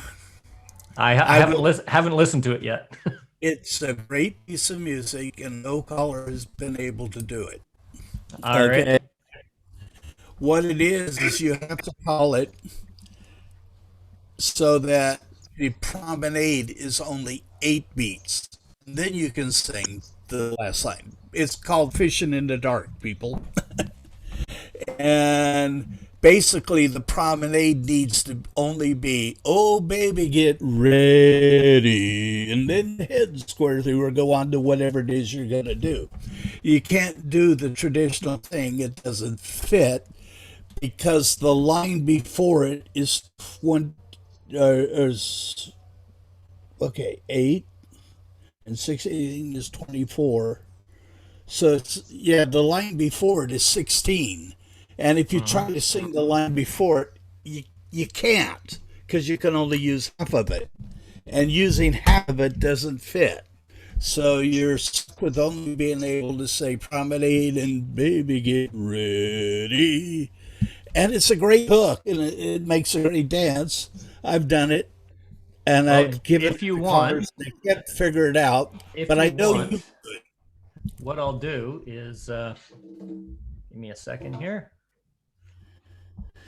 I'll put a little Okay. teaser up. Okay, here we go. Let's see. Can you guys just let me know if you can hear this? Just a second. Yep.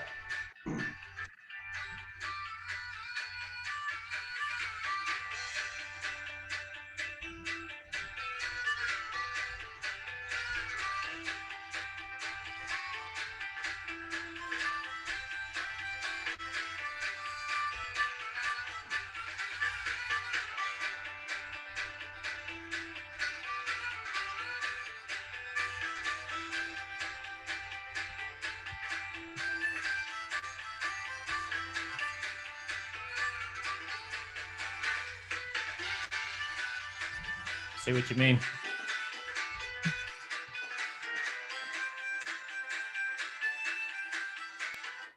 So that's going to have to be set up with a cross the street corner setup Exactly. for the swing. Is this an You know- integrated button? Yes. Okay. You know what I found interesting about that? What? I'm going to play this again, but listen to the melody line. This is something I point out a lot of the time.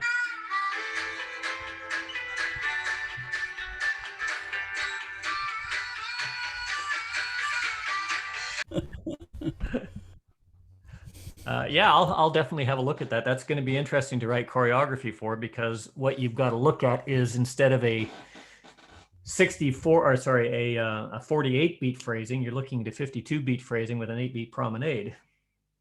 Mm-hmm.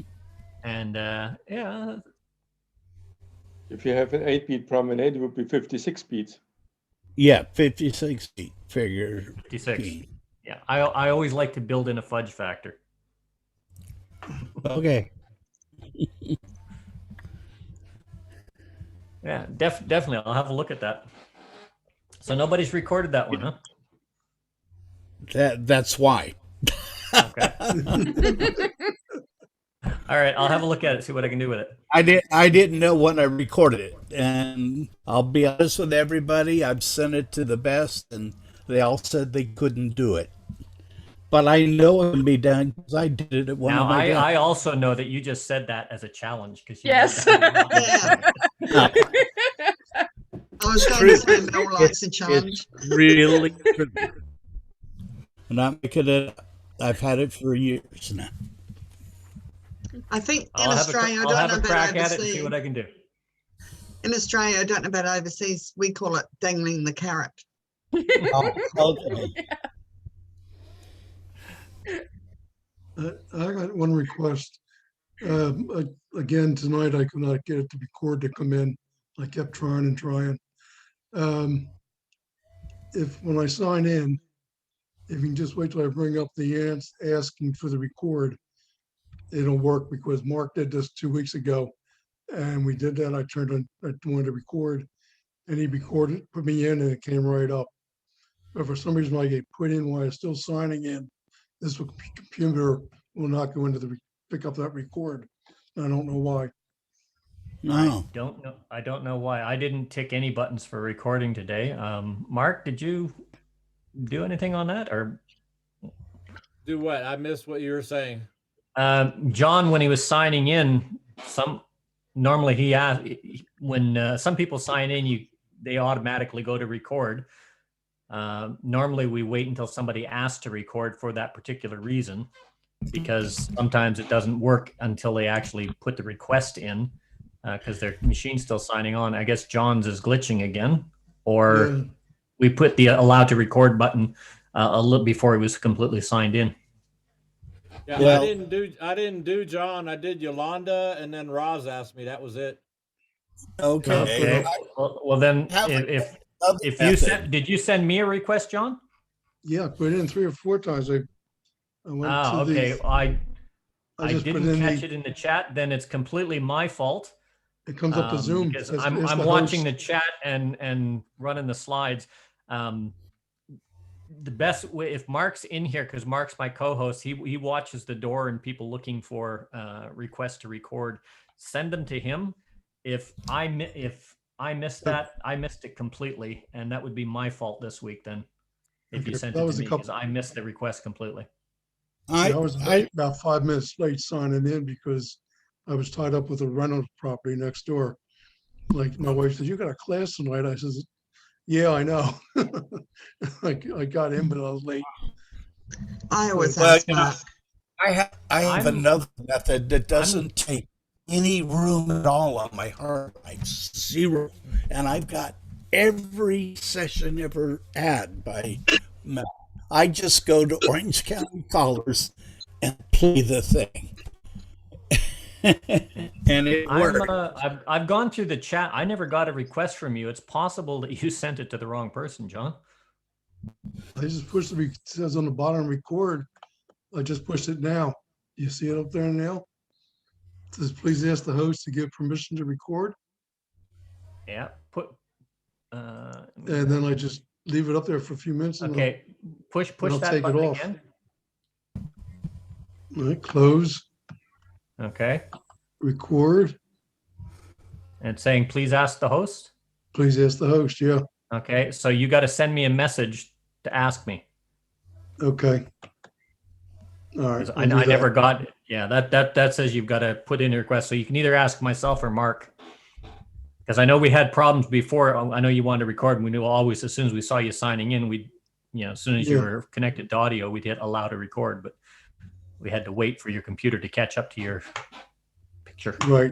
That's just the problem. Is it's coming in. It's a new computer, and I don't know why it's not grabbing. Yeah, it's not connecting automatically. So it could be also the Zoom updates that they've done.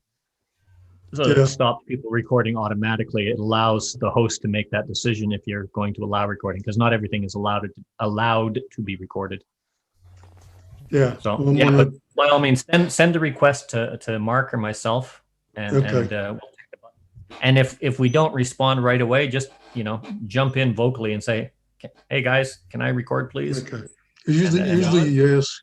Who wants to be recorded, and if it's not up, I'll go. I want, and then it just doesn't come up all the time. I'm gonna have to hit the computer store and find out why. Yeah, it used to be when it says allow host to record, as soon as you hit OK, it would send that message. It's not doing that anymore. Yeah. Okay. Hey, John. Yeah. I put a link in the chat. Right. It's a website, and if you go to Orange County Callers Association and you find the video that you want to play, and you click on it, and it brings it up in YouTube. You copy the address from the address bar, and then you go to this website here, and you paste it in there, and it'll download it. It'll convert it and download it. You can convert it to just an audio file, or you can convert it to an MP4 and then download it straight to your computer so you don't have to be online to watch it. Oh, okay. Can you have that in the chat for me? Yeah, it's in the chat. It is. It's that HTTPS ytmp3.cc some more stuff. YouTube. And your files are not too big for them. Mine are usually pretty big. Yeah, just on a side note there, if you are recording these and you have a solid state drive, when you record them, make sure that you have an external storage system somewhere, or don't record it onto the SSD portion of your computer. Some of these MP4 files are upward of 29 gig in size. Yeah. And they take up a lot of room. So so if you are using a solid state drive, especially if you're using that for your square view and your choreography because it's faster, store your audio recordings or your video recordings on the partition part, the non-readable active memory storage, just the recall storage. Store to the video, you said? No, Yeah. you said that stored to the what? Just store it to your I'm not going to say your random, just your actual storage memory, or if Oh, you've got okay, an storage external memory. storage drive. Like me, I Okay. bought a 4 terabyte storage drive that I use to store videos and things like that on. Just Okay, I'll plug it see if into the those, computer. I'll have them set that up for me. Yeah, if it's a new computer, the odds are it's a solid state drive inside the Yeah. computer. So I only had it 3 what I'm months. saying is, that's the drive where you want the file. Don't store them and save them there. But when you want to play them, have them on that, and they'll play flawlessly. Yeah, because I can go back into into Mel's CC when they're bringing the videos up and watch them there. But I'd rather have it, for some reason on the TV or right on the screen. Just hit zoom with the comments and I know exactly what I have. We've been doing these now for just over 2 years. Yeah. But there's only about a year's worth of videos there because that's when Mark decided to join us, and he's the one that has the actual knowledge on how to do this. Yeah. A little beyond my aged capability. But thank you. there's a year's worth. He's also got links to the class videos, and I believe you've got links to Don Beck's, or is that a link to Dan Like? Yeah. And Don Beck does sessions also early on Sunday mornings for us, late afternoon for you guys, I think, or morning for you guys, I guess, in the States. And those links are all there. So Mark has actually collated and collected a lot of these caller training sessions across various platforms and put them available for everybody to watch and download the notes and everything for free. So again, thank you very much for doing that, Mark. Yes. Yeah. Very much appreciate it, Mark. Yeah, And thank you. Mark, could you put the Orange County link in the text? In the Or chat. In the chat. Thank you, Yolanda. You're welcome. I must go, everyone. Thank you. Great to Take see you, care, Russ. Russ. Thanks for the help. Bye. Thank you. Cheers. Bye. I'm going to have fun trying to figure that one out. Hey Mel, I've been playing with Tam Nations today. They got the last time I played with it, you couldn't copy and paste abbreviations in there wasn't working right, but now it's working. Oh, is it? Okay. Let's have a look. Let's have a look. All right. So what do you got? Down at the bottom, abbreviations. See that? So you can make your own abbreviations, right? Mm-hmm.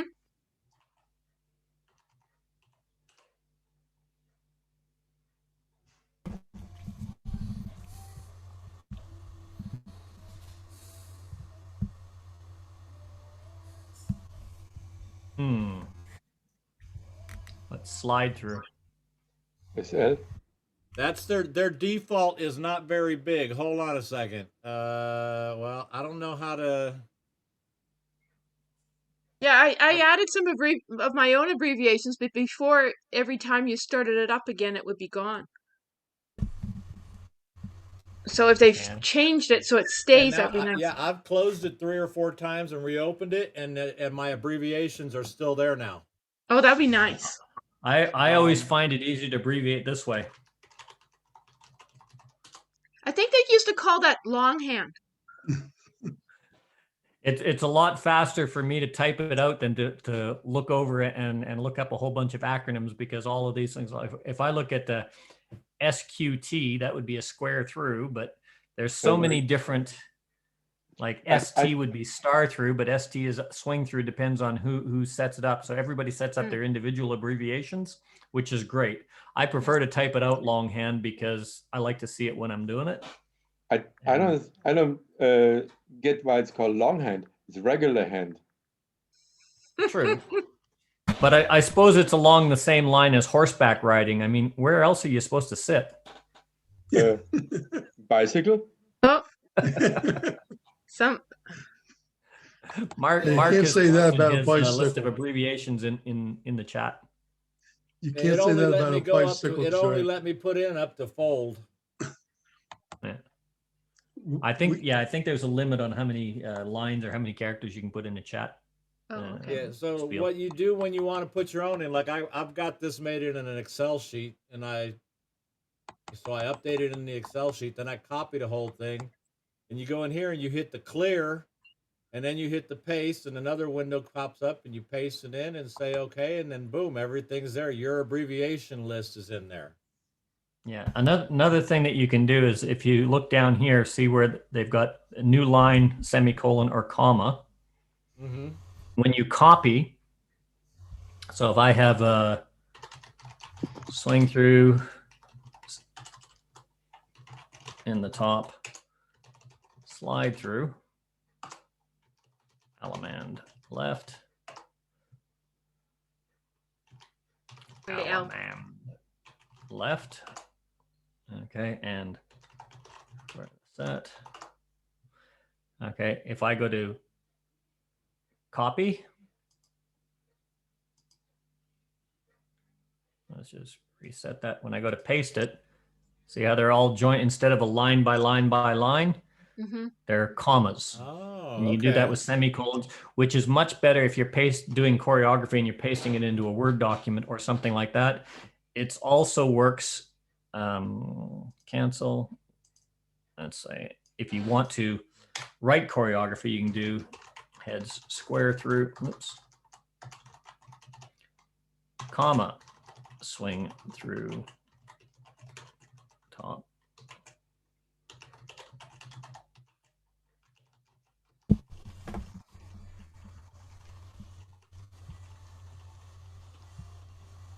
Hit OK. And you can actually type and edit your choreography there with a comma, line by line. The only thing is you have to match, so just check that in your settings if you're going to use a semicolon or a comma. What I find is if I'm double checking choreography, I can copy and paste. So when I copy that, when I go to paste it, that's already in my clipboard. I can paste that into a document. And then I can just add, you'll notice in behind the mic when we do choreography, there's 3 spaces between each figure. So after the comma, I just select comma space and I change it to comma space, space, space. And it's a very, very quick editing. I don't have to go and do them all individually. So for those of you that are doing choreography on cue sheets or putting up your binder or things like that, it's a handy little tool, which is much more convenient for you to play with.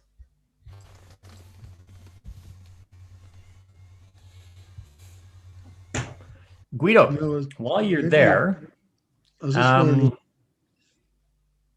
was just wondering if it's worth having a class on using Zoom as opposed to all the different stuff that's involved. Taminations. Yeah. Yeah, I'm trying to get a hold of Brad to see if he wants to come up and give us an update on all the new add-ons and just walk us through how to use it. He hasn't got back to me yet. Are we going to do one on Colorama? Because Colorama has updated itself. Yeah, I've got a hold of Reinhold. I want to get him up here as well. Reinhold is supposed to be in contact with Bob. And I think you guys are doing on this case. I'll do it. Yeah, I think you guys are doing a co-joined presentation or something. Really? But I'll let you guys work out the details and get back to me on that. Let me know what it is. And Guido, I'm looking at you. You've got true hexagons. Yeah. Now, I don't know if it's set up. Either Taminations or Colorama are set up for that, so I'm not sure. But from the discussion that we had, your approach is very different, and I don't think it'll fit into either one of those. But I need to set a date for you. Yeah. Oh no. When do I have a time of slot available? Okay, well, I've got next week, I've got Dave Prescott coming in to talk about mental imaging, just a different approach. Mm-hmm. I was for those of you that were with us, I was talking with Don this morning, and Don and Dave are also talking. And Dave takes a slightly different approach to mental imaging. So there's a couple of sessions that are going to be on that. Very similar to the different approach, for instance, on the chicken plucker. When Bob got up and did his presentation on the chicken plucker, he likes to keep the dancers in sequence, i.e. just doing a pass-through trade-by instead of the right and left through pass-through trade-by to move them across and establish the same kind of setup. And that really gelled for some callers. So I'm a firm believer of the best approach is the one that works for you. So we've got Dave coming up, and I've talked with Don about this and Dave about this, having a different look at mental image calling. And then the follow-on session is how to successfully combine mental image with other popular methods like modular calling. On the 24th, I've got Ed Foote coming back in to talk about creative choreography and presentation techniques. And then I don't have anything scheduled after that. Well, put them in. So let me just pull up my calendar. Where are we here? Okay, so I've still got the 24th because that's in the States. I should write that as the 25th. 25 July is Ed Foote. And it's the 32nd. Sorry? Then it's the 32nd. The 32nd, yeah, the 32nd of August. Of July.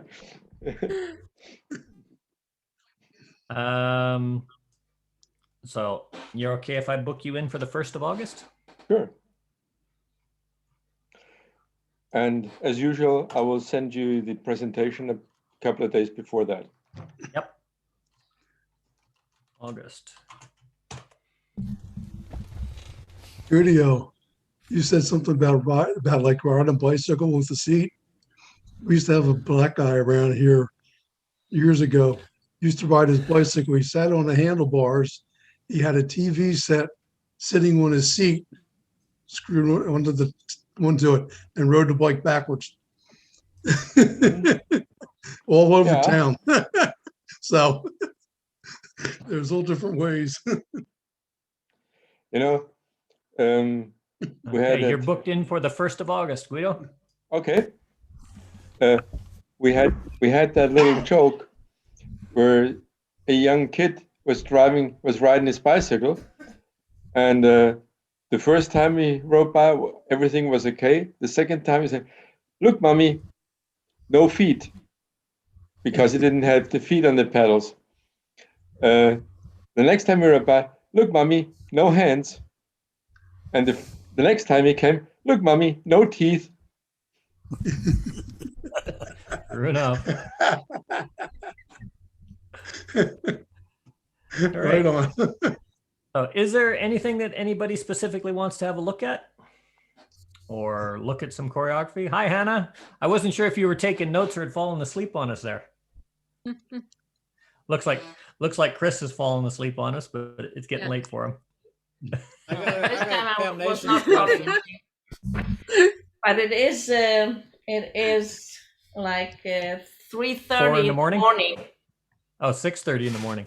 3:30 in the morning. 3:30. And you've been on since Dawn's class, haven't you? Yeah. Yeah. So what is that? 1, 2, just going on to 12 hours now straight on Zoom. So that's what you call dedication. Or as I said earlier, the mind thinks you're 20, but the body thinks you're an idiot. It's like me after my surgery, I looked up all my symptoms and everything else, and it turns out the computer says I'm not sick, I'm just getting old. So how was your surgery? Yeah. Good. Like I said, I still got a long road to recovery, but I didn't realize how much pain I was in until I woke up from surgery and the pain was gone. So that's the one blessing.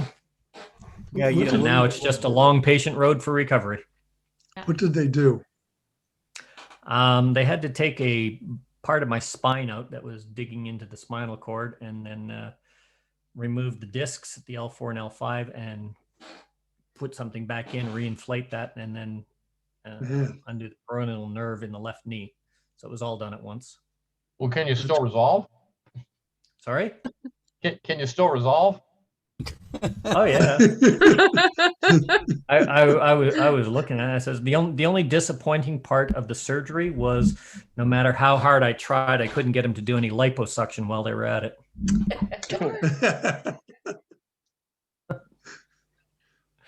But no, it's going good. Like I said, I woke up. They expected me to be flat on my back for at least 3 days, and then have to learn how to walk again using a walker and all that. And I was up walking and everything the very first day without a walker or anything. So it was only because I haven't had any nerve transmission down my left leg, but I have been thinking myself through walking. And it says only because I was active doing that I was able to keep on going. So I didn't really lose much. Now I just have to rethink to unthink what I was thinking, as they put it. I have to start turning it into natural walking again, which is actually quite difficult. It's Helen keeps telling me, it says you're limping again, and I don't intend to. It's just I've been doing it for so long to try and get myself to walk that it's become a habit. So I've got to break those habits. The only reason I asked is because I got lower back pain, and my wife yells at me, "You're walking with your shoulders leaning forward again. Get them back." Mm-hmm. You know? Well, that's actually what I did with the physiotherapist and the neurologist. I couldn't figure it out. I said, "Well, I'm doing this," but I went back to the old Army training, and because I was always dragging my toe. But if you lean back or you walk like you got a 2x4 stuck up your backside, right, and I swing my arms accordingly, it forces me to lift the leg. I don't swing the leg out, and I keep my back straight and everything else, and basically marching. So I do a lot of that around the area. I may look a bit silly, but it does help. Hey, as long as it works. Yep. I'm glad you're doing fine. All right, I'm going to sign thank you. out. Thanks again. Take care. Okay. No everybody. Bye, John. Right now. Bye. Good night. Bye. Hey, Mel, Yeah. I got one more Tam Nations question for you. Yeah. From Squared Set, say Alaman left. Oops, hang on. What happened there? There we go. Is Taminations up? Yes. Yep. Okay. So just the shortest way I can think of, Alaman left, and you're coming back to your partner. How would you get him to swing and promenade? Just call promenade. Yeah. Yeah. You don't have to say swing. Okay, but it won't. I mean, is that it? I mean, it won't do swing from there. Yeah. That's if what you I want to keep do that. Swing partner.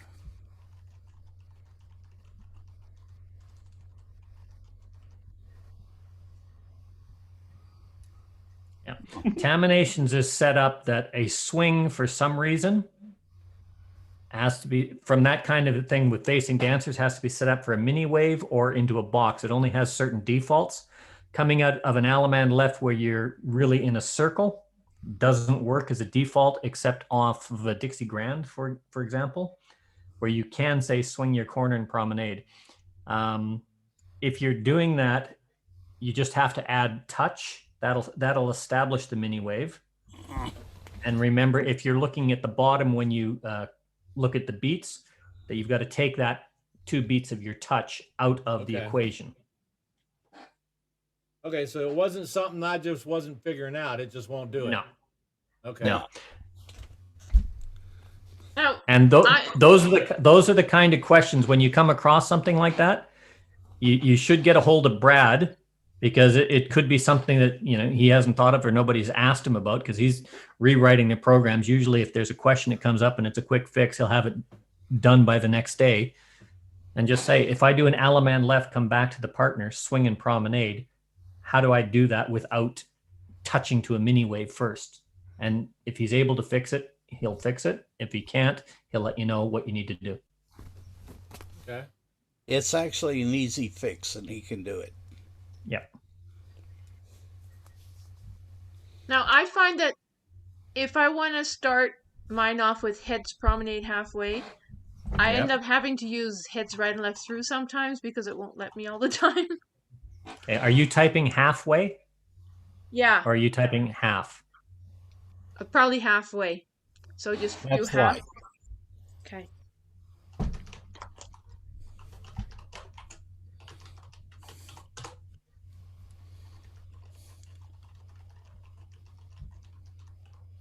Yeah. Just Hey, type one all, I'm half. going to go ahead and leave. Thank you so much. I appreciate it very much. Thank you very much, Thank you, Eddie. Eddie. And like I Thank you said, you very are much, always Eddie. welcome back. Thank you. Get a hold of me anytime, Mel. Thank you. Appreciate it. Bye. Thanks, Eddie. Thank you.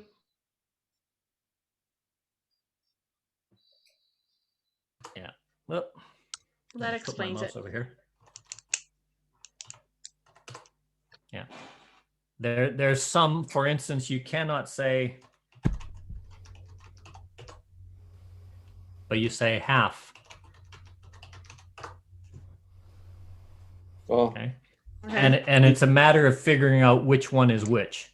Yeah. he wouldn't do a half say. You mistyped it in the first Yeah. place. You can Oh, you can it is say doing it heads now. promenade Yeah. half. Leave the way out. If you just say heads promenade half, it works. Yep, there you go. Okay. Can you do decimals?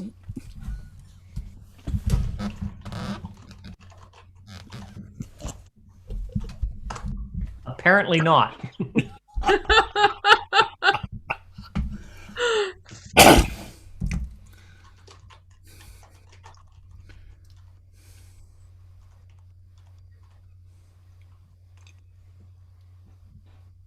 That doesn't work either.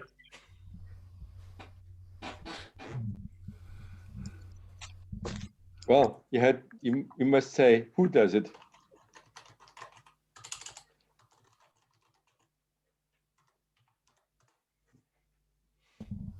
By fourth of what? Yeah, square through. You know, it just doesn't want to do that math. No. Yeah, I see that. It's But the same. It's the same as you'll find, for instance, It's like sweep a quarter.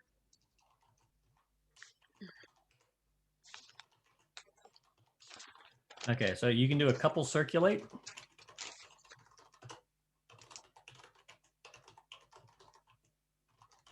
Twice.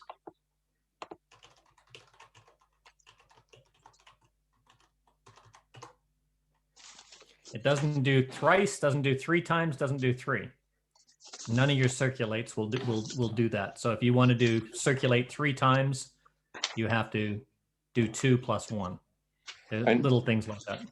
and it doesn't do uncirculate once. No, it doesn't do uncalls. Bring me my diabetes kit. Yeah, That's one we're still trying to get a definition of. But Reaver. it's one of the most popular calls in teaching dancing is un. But something I called a couple of times was when I've seen that the couples just are past their home position, I called half reverse circulate and half and half bend the line or so. Yep. To get them home. Dancers like it every once in a while, but not very often.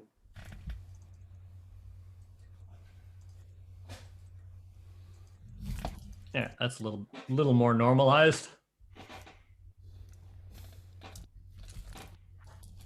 Yeah. Oh, Bob, are you still there? Yes. I was looking at a song. I can't remember if it was one of yours or Tracy's, but I realized that I had messed up one of the figures on it. Give me 1 second. I just want to pull that up and see what I'm doing here. Give me a second. F, new music. It is.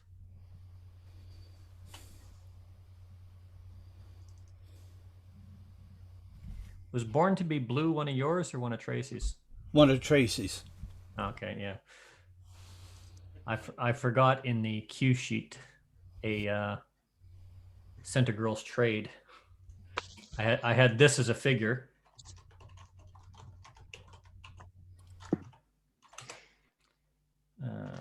heads.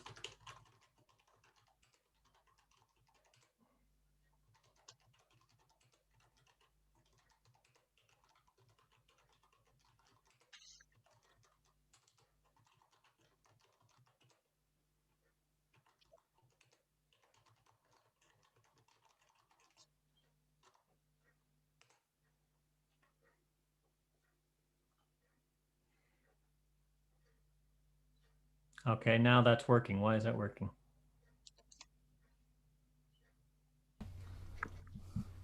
Because you did it right. He spelled it right. You didn't forget any I was colors. doing this and I could not figure out why this wasn't working before. It's only a half promenade, you know. Yeah, I don't. I know. I must. It's because I'm not watching when I was typing. I must have missed something. Heads promenade half past the ocean. Heads past the ocean.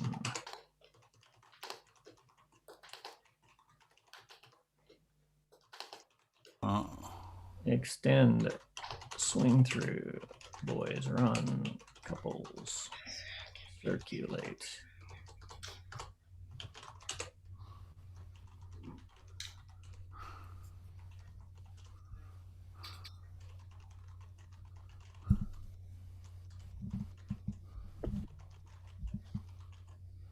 Yeah.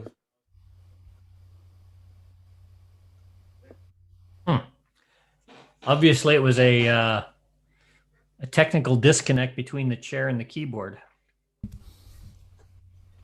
Because that's what I just corrected it to. So I'll take that center girls trade out of there again. I don't know what was going on, but I obviously did something wrong. And I won't send the corrected version. Hebcac. What was that? Hebcac. Habcac. Hebcac. Problem exists between computer or between Chair and keyboard. Chair and keyboard. Yes. Yes. I like it. Yeah, that's where most of my technical disconnects are, is between the chair and the keyboard. I've got a screw loose under the keyboard, behind the keyboard. Anyway, is there anything anybody wants to look at, wants to talk about? Any features, fixes, choreography, processes, ideas? If not, we shall call it a day. I just have a comment to you, Mel. Yes, Bob. On that project that we've been working on, I really like your critiques and all the stuff you got into. Although the other caller who's writing is, boy, he's sensitive. It's his way of, you know, I don't care if he gets offended. You do what you're doing. Okay. I know. Well, like I said, when you asked me to look at it objectively and critique it, that's exactly what I did. And I took it from a point of view. Initially, it was for teachers how to teach, which I took that to mean callers that didn't know how to teach and call, or have moderate experience in teaching and calling, to deal with a specific type of issue. And if I did that, I looked at it and I said, if you're going to feed them the words for a single situation, it's not going to work. It struck me that what he was trying to redesign for that specific thing is a simplified version of the caller teacher's manual. Yeah. Which is, here's what you want, and you need at least those 4 component parts, which are the definition, the timing, the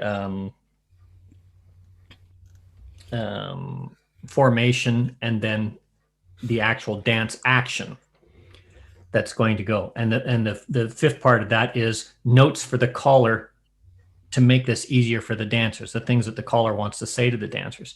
And it just seemed to me that he was just skipping to a platitude single direction to say to the dancers, this is what you have to say these words, this will work. And it will not work all the time like that. And with the choreography itself, it was the same thing. You cannot. Well, sorry. Like for instance, if I was going to teach star through, yes, I would teach star through, stop, star through, stop, star through, stop, star through, stop. You're home. Not a problem for reinforcing star through. You could do the same for slide through, but that would not be one of my figures for use in a patter call or a singing call. I would be using that's how I would teach it, but that's not how I would use it. So I was trying to expand there, but I know exactly what you mean. I don't have a problem with what he was trying to do. And like I said, it's his project. It's a very worthwhile project. No.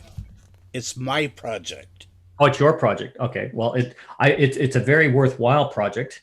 And it's one of those projects that when I looked at it, I said, if it's going to have the merit, especially if we're going to look at something that is going to become, and it's got the potential of becoming a standard and a standardized document for that to be used internationally, let's get it right the first time instead of modifying it after the fact.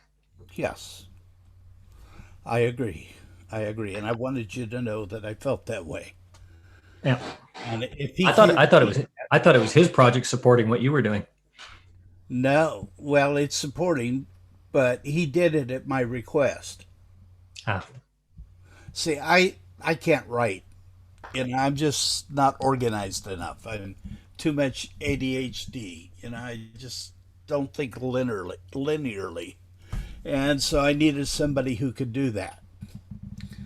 And I chose him because he had done something for kids already. So he had the writing skills. So I went for that, and then you did that. You must have scared the heebie-jeebies out of him, because his rewrite has been going on a couple of months. Well, I only did the first two, and then I set it aside to see if that was the direction that they wanted, and then I had a look at that. And what I put down is it read, and actually I think if that was his intent, it read to me like it was something that was going to be usable for a very, very simple basic session for kids in, say, grade 1 to 3 to use. This is what you would say, and you would never progress past that and never use it past that specific choreography. And that was not the intent. I don't think that was the intent of the initial document. So that's why I took the approach I did. Okay. Well, your approach addressed what I wanted it to address. And I want to say thank you. And I want you to know I'm behind what you're contributing. That's not a problem. I would like to see in there, have you still got a copy of the collar text? Or sorry, not the collar text, the collar teacher's manual? No? Yes? Which one? Brown version, 1981 release, the re-release? No, I don't. Or any of the collar teacher's manual. The other recommendation, I think I said that, was if you're going to do that, I would have a series of choreographic uses and a series of openers, breaks, closers, and a series of singing calls for each progressive stage movement, and then for the end of each session. And there's a whole bunch of variety for that. And that might, I don't have to use them all, but it's just options that are available. That might be your part of the project. We'll have to see what he comes up with. But I definitely am in favor with what you want, because I had used Jay King's manual, and that's how I became the best teacher in Northern California, was just by reading his book and virtually read it, memorized it, used it to call the dancers, and it worked. Yep. And that's what I want. Something for newer callers could pick up a guide, read it. It tells them what to call, how to call it, and how to use it in a singing call. Yep. Well, I want to do that, fine. If they don't, fine. Yeah, I think I sent you a what was it?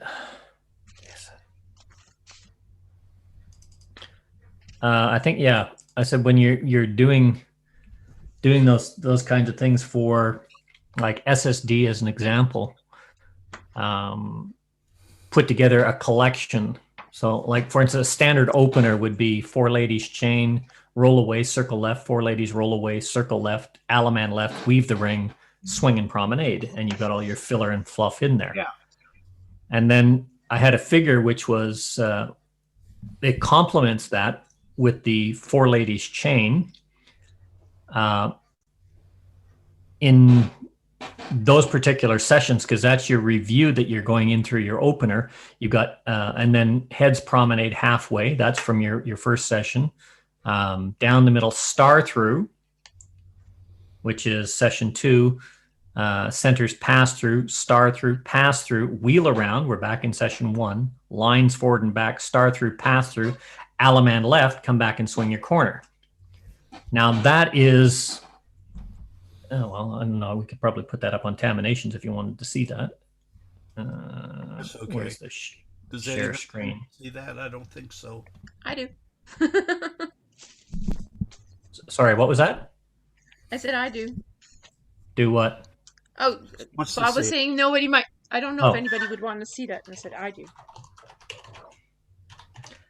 So you got heads promenade half, heads star through, centers pass through, star through, pass through, and here you can do a reverse wheel around or a wheel around, it doesn't matter.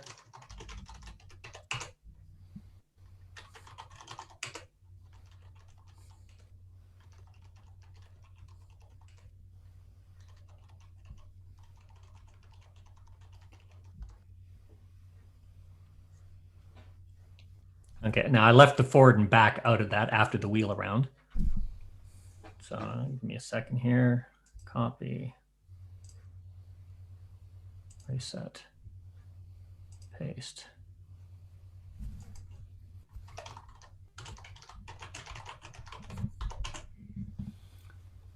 Oh, you can paste it into the chat, Mel. Yep. Oh, that would be nice. So I've just corrected that. Now, so this one you got heads promenade half, come down the middle, star through, centers pass through, everybody star through, pass through, wheel around, lines go up to the middle and back, star through, pass through, Alaman left this corner, come back, swing a new girl, and promenade with your tagline. Now, some callers do this. This would be after the lessons complete of SSD night 2. That's your second night of dancing, and that fills all the categories. Now, within that, and that's why I sent it to you. These are the kinds of figures that you need at the end of SSD 2 or the start of SSD 3 to do your initial review of what you've learned that far, and then that's your confirmation tip before you go into teaching the new program. But there also needs to be singing call figures that, or patter figures or open breaks and closers that deal with step by step. You've done star through. I could do star through on all of those. And if I haven't done slide through yet, or if I've done wheel around but haven't done reverse wheel around, being able to mix and match those at each teaching stage for each teaching movement, unless you're teaching 2 or 3 movements together, which you shouldn't be doing in the first place. So that was my theory when I was reviewing it, that you want to progress to this point at the end, and then you've got a couple of confirmation songs, and those confirmation songs at the end of each session can become your review figure that you can fit into any patter call or any singing call to get you started and review for the next week. Does that make sense to you? Yes. Mm-hmm. Yeah. Okay.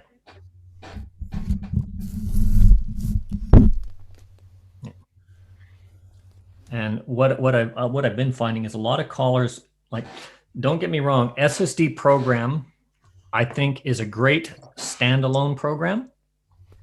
I think it is going to be, personally, until callers change their current mindset and clubs change their current mindset, I think it's doomed to failure right now. That's a personal opinion. And not because it's a bad program, but because it's so misunderstood and so misused. I've had probably about 25 out of 30 callers say, yeah, we're using the SSD program to kickstart our club again, which is great. And as soon as they're done, we'll start another SSD program, but we'll just join them into the club, and we'll teach them the rest of the mainstream, and we'll do. Well, that's not what the program is for. You're giving them no place to dance. You basically fast track into mainstream from standard positions, and then you've got to teach them the rest of it. And then they learn extended applications when they go to plus, and that's on the same night as well. That's not what the SSD program was for, and that's why I think it's doomed to failure in its current version. We already had all that before. Yeah, I know. And unfortunately, that's what a lot of clubs want. A lot of executive run clubs want, because they want to fill the floor with dancers and fill their coffers rather than actually promote the longevity of the activity. So what I've been trying to do is create choreographic sequences and singing calls that use choreography, use the standard applications, but have variety in them. And like, for instance, there's another one that Mel. Wait. Yes? I see a problem in your sequence here. What's that? There's no spin the top. That's because spin the top's not on the SSD program. Just really, the Ducey. I know that. Yeah, but you see that's the point. Here's one, however. Let's go heads half sachet, heads star through, do sa do. Actually, let's start this right from the beginning here. Oh.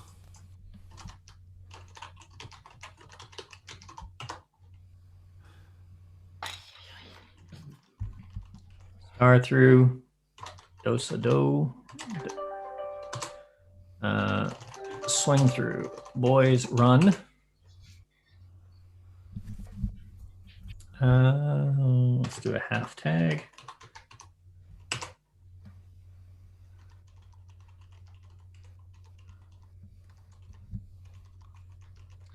Scoot back again.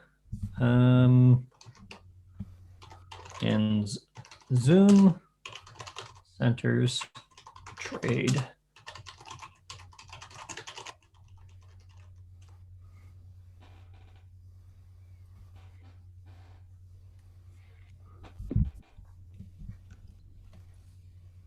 Now that says 65 beats, but your end zoom and the centers trade are being done concurrently, and the repetitive scoot back will also drop the beat off of there.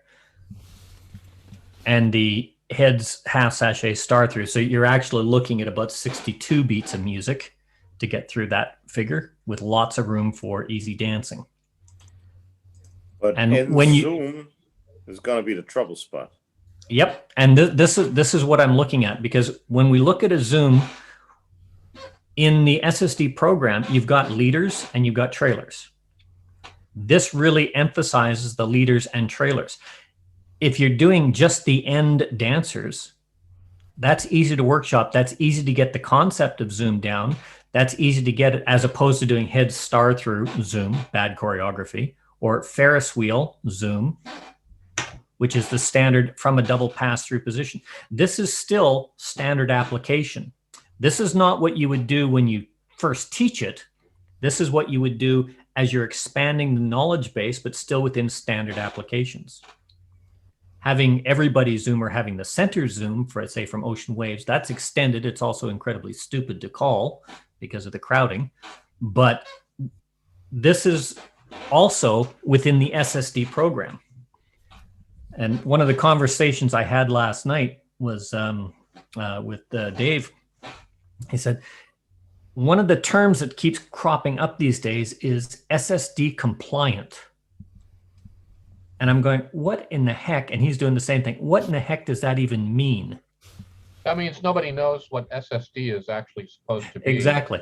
Like this right here is what I would call, this is a medium level mainstream figure. It's not difficult. It's easy to dance. It's smooth to dance to. But it's a medium level figure. Sorry, go ahead. Could you play it one more time before you delete it or something, just so I can see the flow? Sure. Just copy Because it. I think the zoom after the scoot back is not so good. That's why it's just the ends.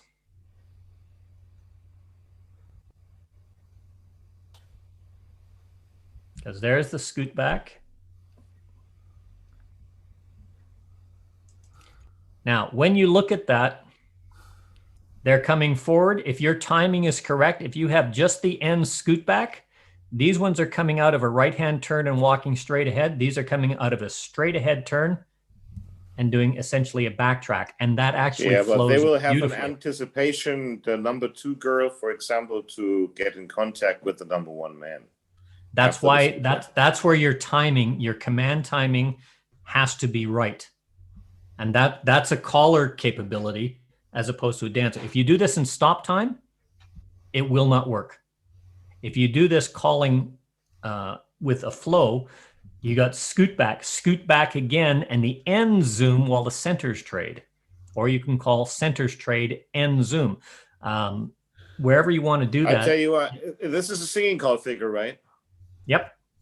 Okay, that's probably going to be as tough as the routine on the original Somewhere Over the Rainbow. If you don't run through it before promenade that. and go halfway around the lead and go turn circle, make line, go forward, up the back, and then do the right and left here, my fun. Let it go. Say, all right, sweep a quarter more, then slow it through. How is that difficult? No, not the old Chaparral version type thing. That's the one I'm going with. Had you promenade Not the and good go one on Riverboat. Yeah, I practiced that one forever. The delivery on this, like I'm doing this one to Santa Claus is Coming to Town. Mm-hmm. And it flows nice, it dances nice. Depending on where you are, and this is one of the reasons why I have the end zoom has a centers trade. They work concurrently, and Yeah, if your cool. timing is well, if that is an issue for your dancers, initially when you do that, you can do scoot back, centers trade, and the end zoom. That breaks that flow with a 1 pause step, and then once they get it, you can go scoot back, end zoom, and the centers trade, and then it's complete concurrent activity. And there's room in there. If you do it centers trade, end zoom, then you're hitting 64 beats because of the stop action. If you do end zoom and the centers trade and your timing's right, you're at the 60 to 62 beats. Bang, you're there for that swing, and you've got lots of time for doing it. And that's why those two movements are together. I would never call an end zoom without the centers doing an activity. For instance, spin chain through and the ends zoom is very, very common. And it's exactly the same flow. Calling the end. Yeah, but that is not a nice flow for the lead dancer to get on the outside. I disagree, because what is different than that or ends fold? The flow, the starting flow of that is exactly the same. What is different from that of a peel off for the lead dancer? The flow is exactly the same. If you do a scoot back, I think you'd really have to practice it in the pattern, because end zoom is not something that would normally. That's right. It's not common. It's not difficult. It's not common, and that's the difference. But believe it or not, but you said for a spin chain through, that means the center dancers with the first trade get to the outside. No, spin chain through, and then you spin chain through. There's a pause. Now the center dancers are working. When they get to that 3/4 to the ocean wave, that's where you would call the end zoom. That's a matter of caller timing. Okay, with the pause, if they stand properly, okay. Yeah, but without the pause, right? Yeah, and it's the same with this one. That's why I have those two movements together, end zoom, centers trade. You can put them in either order. I would definitely do it with the calling the centers trade first, because my problem is not the flow for that lead, but it's the fact that is that they have to visualize. So let's say you're coming out of the scoot back, and you're walking up to become, why is my, oh, I see. Can you, I gotta wait till I can see the sequence again. Oh well, it's gone. There's a, let's say you're coming out of the scoot back and you're about to become the lead end. Yep. I'll put it here, and we're going to start the scoot back. Yeah, so it's so I'm looking at the scoot back again. Yeah, so I'm looking at that number 3 girl as she's finishing up there. Yep. On the upper left corner. So if she's coming up and now from right here where they haven't quite connected yet, if you were to call end zoom center straight, or actually I think if you were to call anything, the problem is that person, for example, is a little bit lost. They're a little bit kind of going out into space. They're not really sure where scoot back ends exactly. That's kind of a new thing too. And now for them to do the zoom, they've got to kind of visualize that they were here. If you, with the timing thing, if you call it just a little bit ahead to make that nice, that it forces that person to understand that this is the ending position, and from here they zoom. Whereas if you wait for them to finish and then you call center trade to get them disconnected, and then the end zoom. I agree wholeheartedly. Where this falls, there's a number of different issues that have to come into play. One is the delivery timing, or the command timing. Well, sorry, the delivery timing, the command timing, and the execution time. All those three have to work together. Now, when you're doing that, that's something that you should have already been teaching.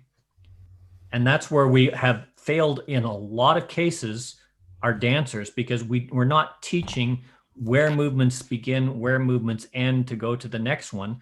So what we get is a lot of do the movement, stop, do the movement, stop, do the movement, stop, rather than the dancer's anticipation. And that is very, very prevalent across the world. And it's a couple of the callers that I talked to in the Czech Republic said that's even creeping in down there. And they've usually used to be really, but when they do their big dances now, they're finding there's a lot of stop time at the end of each movement, so dancers can establish. I don't know where that crept in, and that's only anecdotal because I haven't seen that. Well, I agree. But I'm just saying that if these are beginners and this is their their checkpoint singing call after they just finished learning. No, this is full mainstream. And like I said, this is on the more difficult level of mainstream. But what I'm saying is this is actually also SSD compliant, which is, to me, if this was SSD, this would be in the extended application of SSD, but this would be a full mainstream. This is a medium level difficulty for a mainstream program. It would be an extended appliation for an SSD program. Point to that. If I may interrupt, please. And taking a look, we're right now on Senders Trade and End Zoom, right? It's going to be the next action. So if taking a look at the lady number 3 and lady number 1, for those two girls, the swing is not going to be nice. I know that's the part that I was just about to mention. That's the only discomfort. So, for all the others is okay. But for those two ladies, it's very awkward, I would say. Yep. And this is again where your caller timing, for instance, one of the most awkward movements to call a swing after is half tag, trade, and roll. Kinesthetically, that is one of the most awkward combinations to call a swing after, and yet it flows so beautifully. Yeah, but this calling a swing after a zoom. I'm agreeing with you, Mickey. I'm agreeing with you. Calling a swing after a zoom for the two dancers that are actually zooming back is awkward. With the timing, what'll happen is your zoom will turn into a modified cloverleaf. The trade will be a release action, and they'll move forward into each other, and they blend one call into the next. That's the reality of dancers. What they would do. Yeah, I was going to suggest some a cueing word to get that effect that you want, where you might say something like centers trade, the end zoom, boys catcher, everybody's swinging promenade, something like that. Yeah, you could do end zoom to the corner, swing and promenade. That release would become automatically. And it is a fudge. It's a directional prompt. It's well within the norms, but it's not executing the call. And what happens is we don't execute most calls. For instance, if we call heads square through 4, swing through, we don't finish the square through, take the hand of the person beside us, and then go to the next movement. We move and we blend into the next call depending on what it is. If we call flutter wheel, sweep a quarter more, that's a flowing action that we adjust. If we do square through 3 to the corner, we don't stop in a trade by position or in lines facing out and then turn into static because it's uncomfortable. Yeah, we blend into the next call. This is the same thing, but I am in total agreement with you. An end zoom into a swing is awkward. The only way I would do that is to show the difference to the movement and the flow, and then I would switch it back. I would have a nice alternative would be like boy run and have a wrong way promenade, which would be adding some excitement, and that would flow really nice. Absolutely. Clearly, we need to add single wheel to the list so that we can do single wheel start through and promenade. Yeah. Unfortunately, a boy run here to a wrong way promenade wouldn't work because it would just get us into facing lines. But I agree with what you're saying. Having a different because we're not on two. Yeah, right. Yeah. Oh, that was Bob waving by. I thought he had something to add there. No, he's gonna go eat. Yeah, or hinge. If you do a hinge and then a swing, probably. Hinge boys run. Yep, absolutely. But what I was trying to get with that, like doing a hinge after a zoom is just as awkward as doing a swing after a zoom. When you do something like that, a hinge, you could do after the zoom, you could do all sorts of things. You could do face her, pass her, turn back, swing. You could do a box the gnat and swing. You could do a boys run, boys fold and swing. You could do all sorts of different things instead of just a swing. Or you could do boys face left, girls turn around, move up, or all sorts of different things. There's lots of things that you can do to alternate it. But quite frankly, if you once you get them into that habit of ends, your ends, you've got leaders and trailers, you do a zoom and you follow that with the centers trade. It's now very, very comfortable and it flows very well. It's just a matter of getting them to do a zoom while they're separated instead of from a double pass through. Maybe only have to do them 4/5 of a zoom and tell them you're almost done, and then it is okay if they don't. That's what would happen when you're calling and you're prompting, and that's what Chris is saying. Like we're looking at this with only the movements listed. We're not looking at any of the fillers, any of the prompting words, any of the helper words that are incorporated in the normal habit of calling. And that's where your actual timing, your delivery timing, and your smoothness will come from, is giving that dancer that initial, if I do scoot back again, and just the end zoom, centers trade, and here comes corner, swinger promenade. They're going to be partway through that trade, just past the halfway point. They're going to see that corner coming forward, and they're going to step ahead instead of finishing that trade. They'll just step ahead to the corner. The same as square through 3 to the corner, swing and promenade from lines facing to lines facing out. It will self-correct itself that way, and the dancers will adjust automatically. And that's been part of the basic program since day one, is to make that adjustment depending on the prompt. You know what I think might be, you have to rework the beginning of the figure, of course, but an action that might be better. So what I'm trying to optimize here is on the end zoom.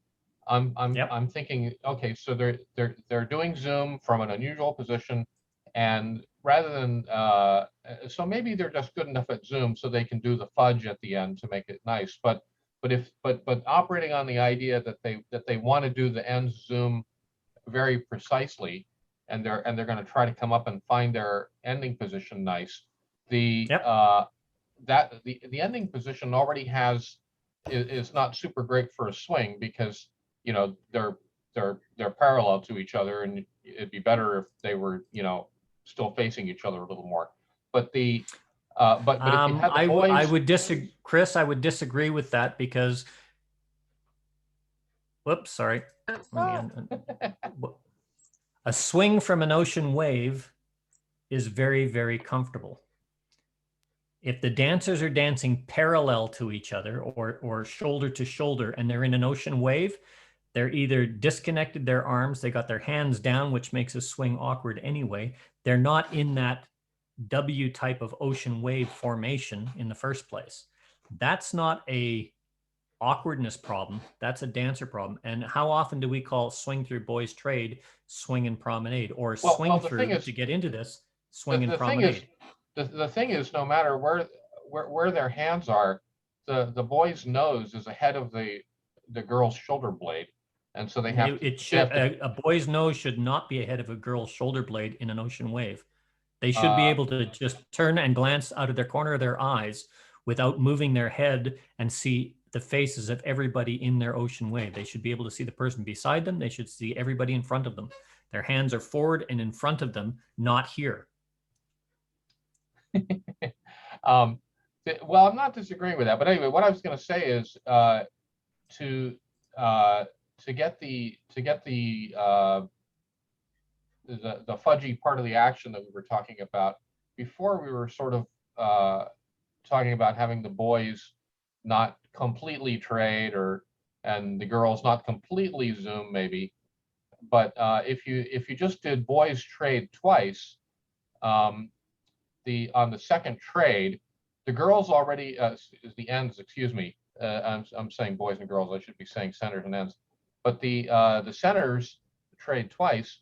The end kind of completed their zoom completely, and it feels to me like the centers trade twice is going to be a better adjustment than everybody do the call right before you finish it. In other words, the ends can come up, finish their zoom completely. The centers are finishing their second trade, and by that time you've said now swing, and so it's the centers who are going to be anticipating the swing, and they'll be kind of more coming at them. You see what I'm saying there? I know exactly what you're saying. This is why this figure is written this way. If we go to this scoot back, hang on, bang, that's the pause.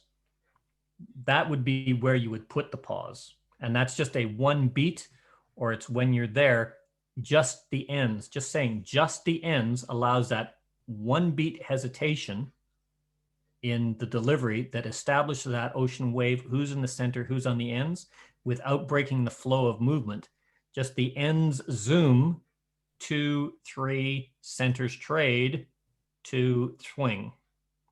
That's a concurrent action, and it actually works very, very well. It's the same act. It's the same action, and it's exactly the same action and the same timing of when you do a spin chain through, pause, 2, 3. There's the ocean wave. Ends zoom, swing your corner and promenade. I can go along with that, but I still probably, if I would the ends zoom and would have to have the scoot back in there in the half tack. I probably would set it up. I still like the run at the end into a promenade or into a wrong way promenade, and probably would have to set it up the way that we would end up in a right-handed two-faced line then after the run. So it would be a different setup. There's a lot, and there's a big argument, pro and against, but there's a big argument going about not having swings. That usually comes from the higher levels. I know at basic and mainstream, most dancers love to swing unless they dance at higher levels. At plus, they tend to start fudging it, and then at advanced and challenge, they don't swing in promenade hardly at all. And most callers sometimes don't set my that. senior people don't like it, you know. Yeah, and that's fine. But I look at it either or, because for instance, the other mainstream figure, like this particular one had 2 figures on it. The other one was head square through, swing through. Now it's not SSD compliant. Cast off 3/4. That's coming out of a, whoops. That's coming out of a spin the top to a column all 8 circulate, boys run, trade by. Allemande left and promenade.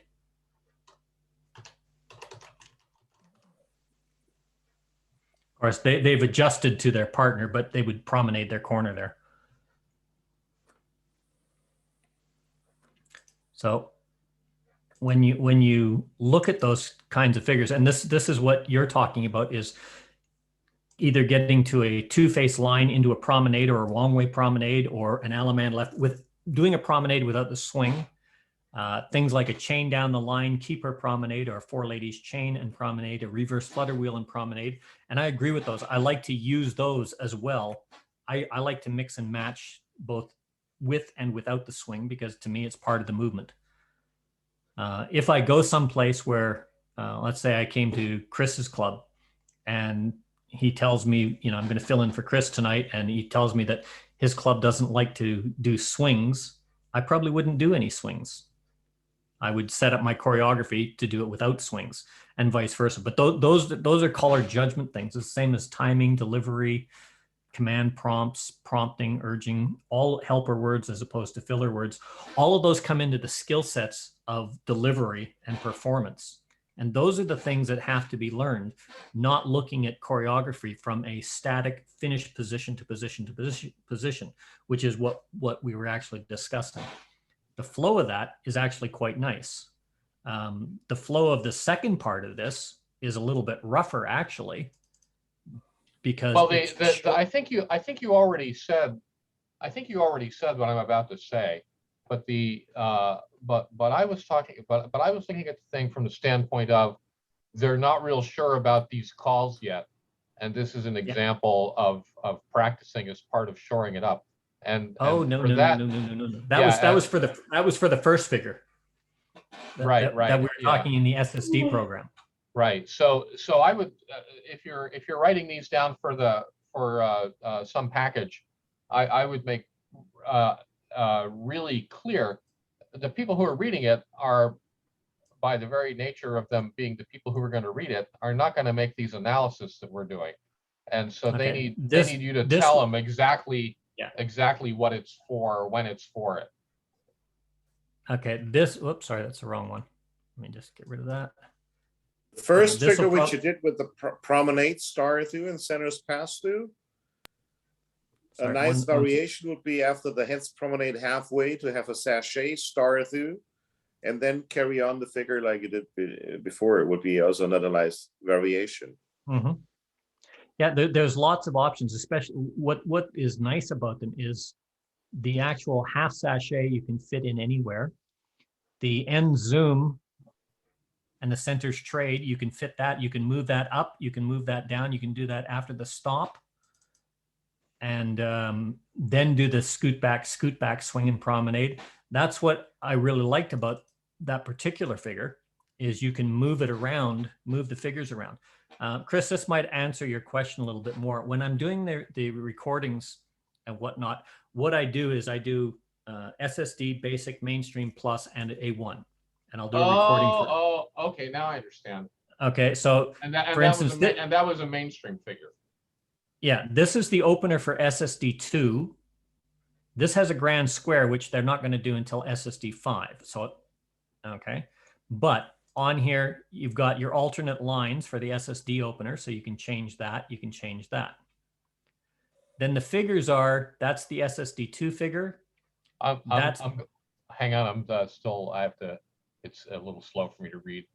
Oh, sorry. Yeah, no, that's okay. I wasn't actually expecting you to read it. Otherwise, it just looks like I can tell there's some words on the page, but I can't. Sorry. So the figure and SSD2. Yeah. So the first figure in this table is an SSD2 figure. So that's SSD week 2. That's a confirmation of the evening. Okay. This is after you've taken the lessons and everything else. It's not difficult, but it's a little bit quicker, but it's very simple. And that's why it has built into it lines of 4 go up to the middle and back. And that's actually in there, the way it's actually sung. Right, right. You could even have, after the pass through, have the lines walk out and back and do the wheel around. Yep. You could do that. You can do a reverse wheel around. If you want, I can actually play the recording. I always think the lines facing out forward and back is goofy. I never do that. But Well, if you do it 4 times, then it could be one of the variations, maybe the third figure or so. Yeah.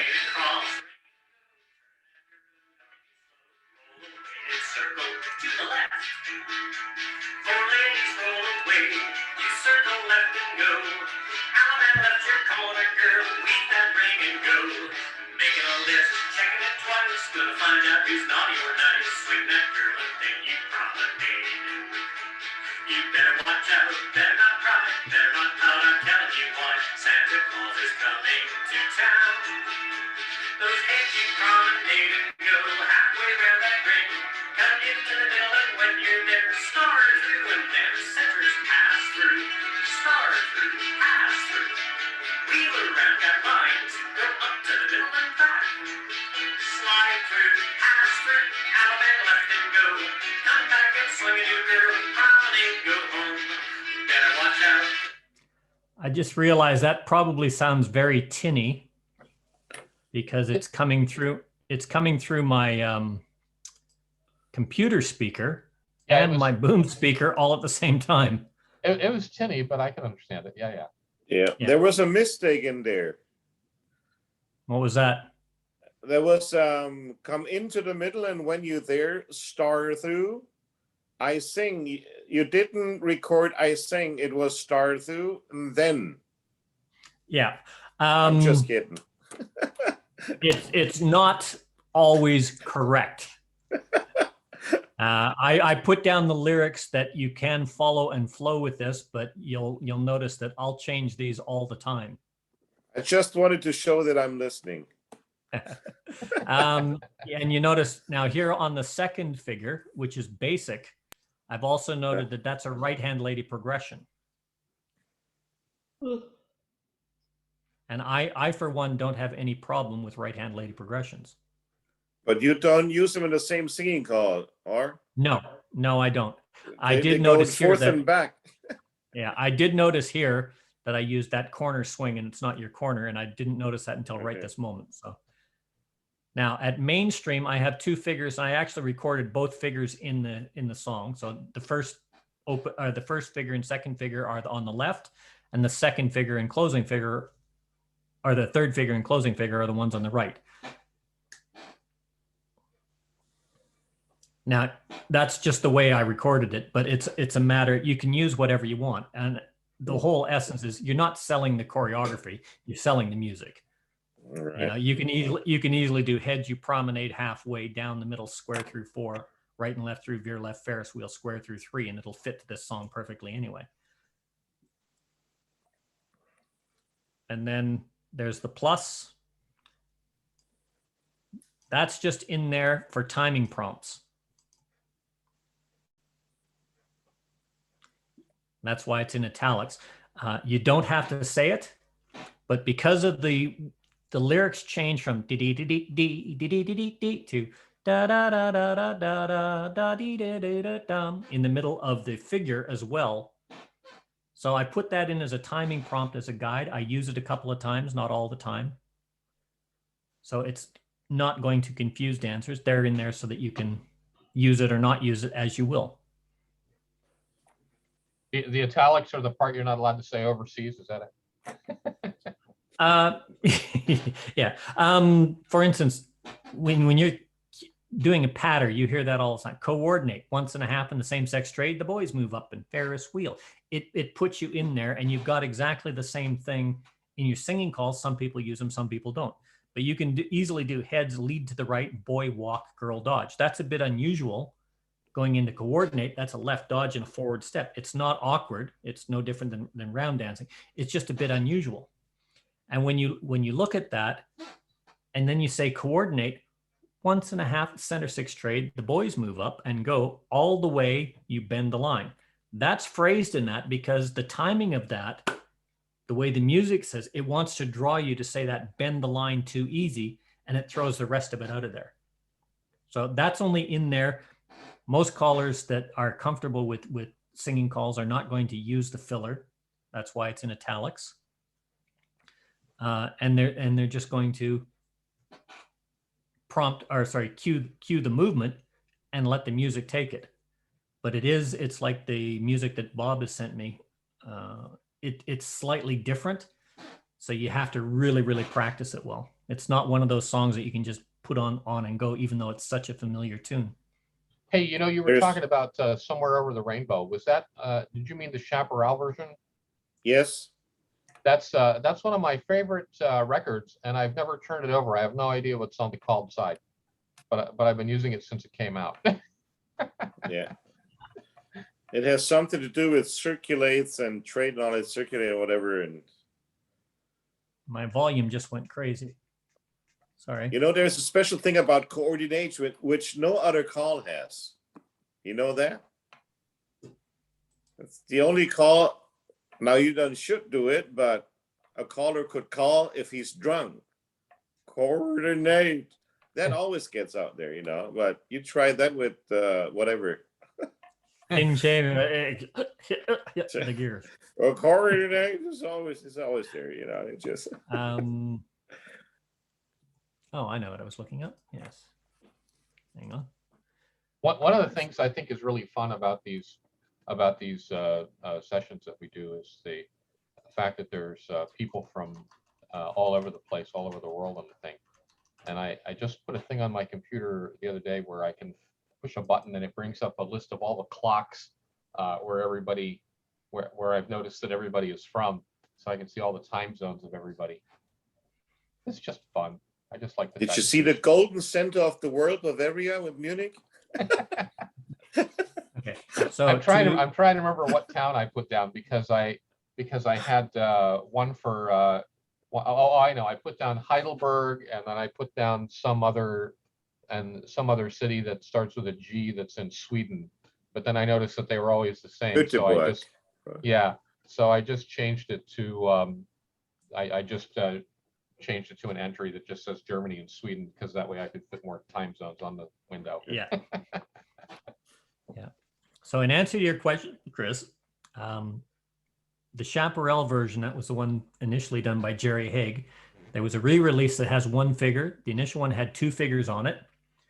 The first figure was heads. It goes, head you promenade and go. It's halfway around that ring, walk in the middle square through. I sing. Swing through, get 2 by 2. Boys run to the right, you do. Tag the line, face right. Boys trade. Girls run around just one. All 8 circulate. Boys run to the right, and then you promenade. Oh, okay. I have heard that. I have heard that figure. I remember that. And that is tough. Yeah, and yet it is very, very smooth to dance. It's tough, but not because it's hard to dance. It's tough because it's hard to call and keep the delivery timing correct. Right. So that it flows with the dancers, because that flow, you've got to syncopate to the music. You've got to sing with the music. Right. And then at the end, you've got to syncopate the calling and to the music. Dancers. If delivered correctly, it may sound like you're rushing because they're all short calls. Yep. Yeah. And so if they don't dance it properly and try to clip or hurry or panic, that's where it breaks down. Right. Yeah. And the other one is heads promenade half, lead to the right, circle to a line, forward and back, right and left through, flutter wheel, sweep a quarter more, pass through, swing the corner, Alaman left and promenade. Oh, that's it. I meant the first one. That is the routine, which is I've never known it. I just know that from the telling from my grandfather. So because it's an old Thanks. Let's see. Let's put it this way. I think Chaparral is somewhere in around the 11,000 as far as release numbers, and that was number 207. So yeah, it's been out there for a while.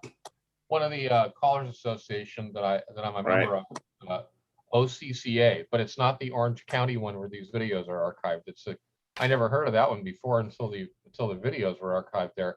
The one up in New England is called the Old Colony Callers Association. But for a while now. Oh, and it's the as far as we know, it's the oldest one in the United States. But anyway, so our running joke has always been that people refer to us as the Old Callers Association. I'm going to be right back.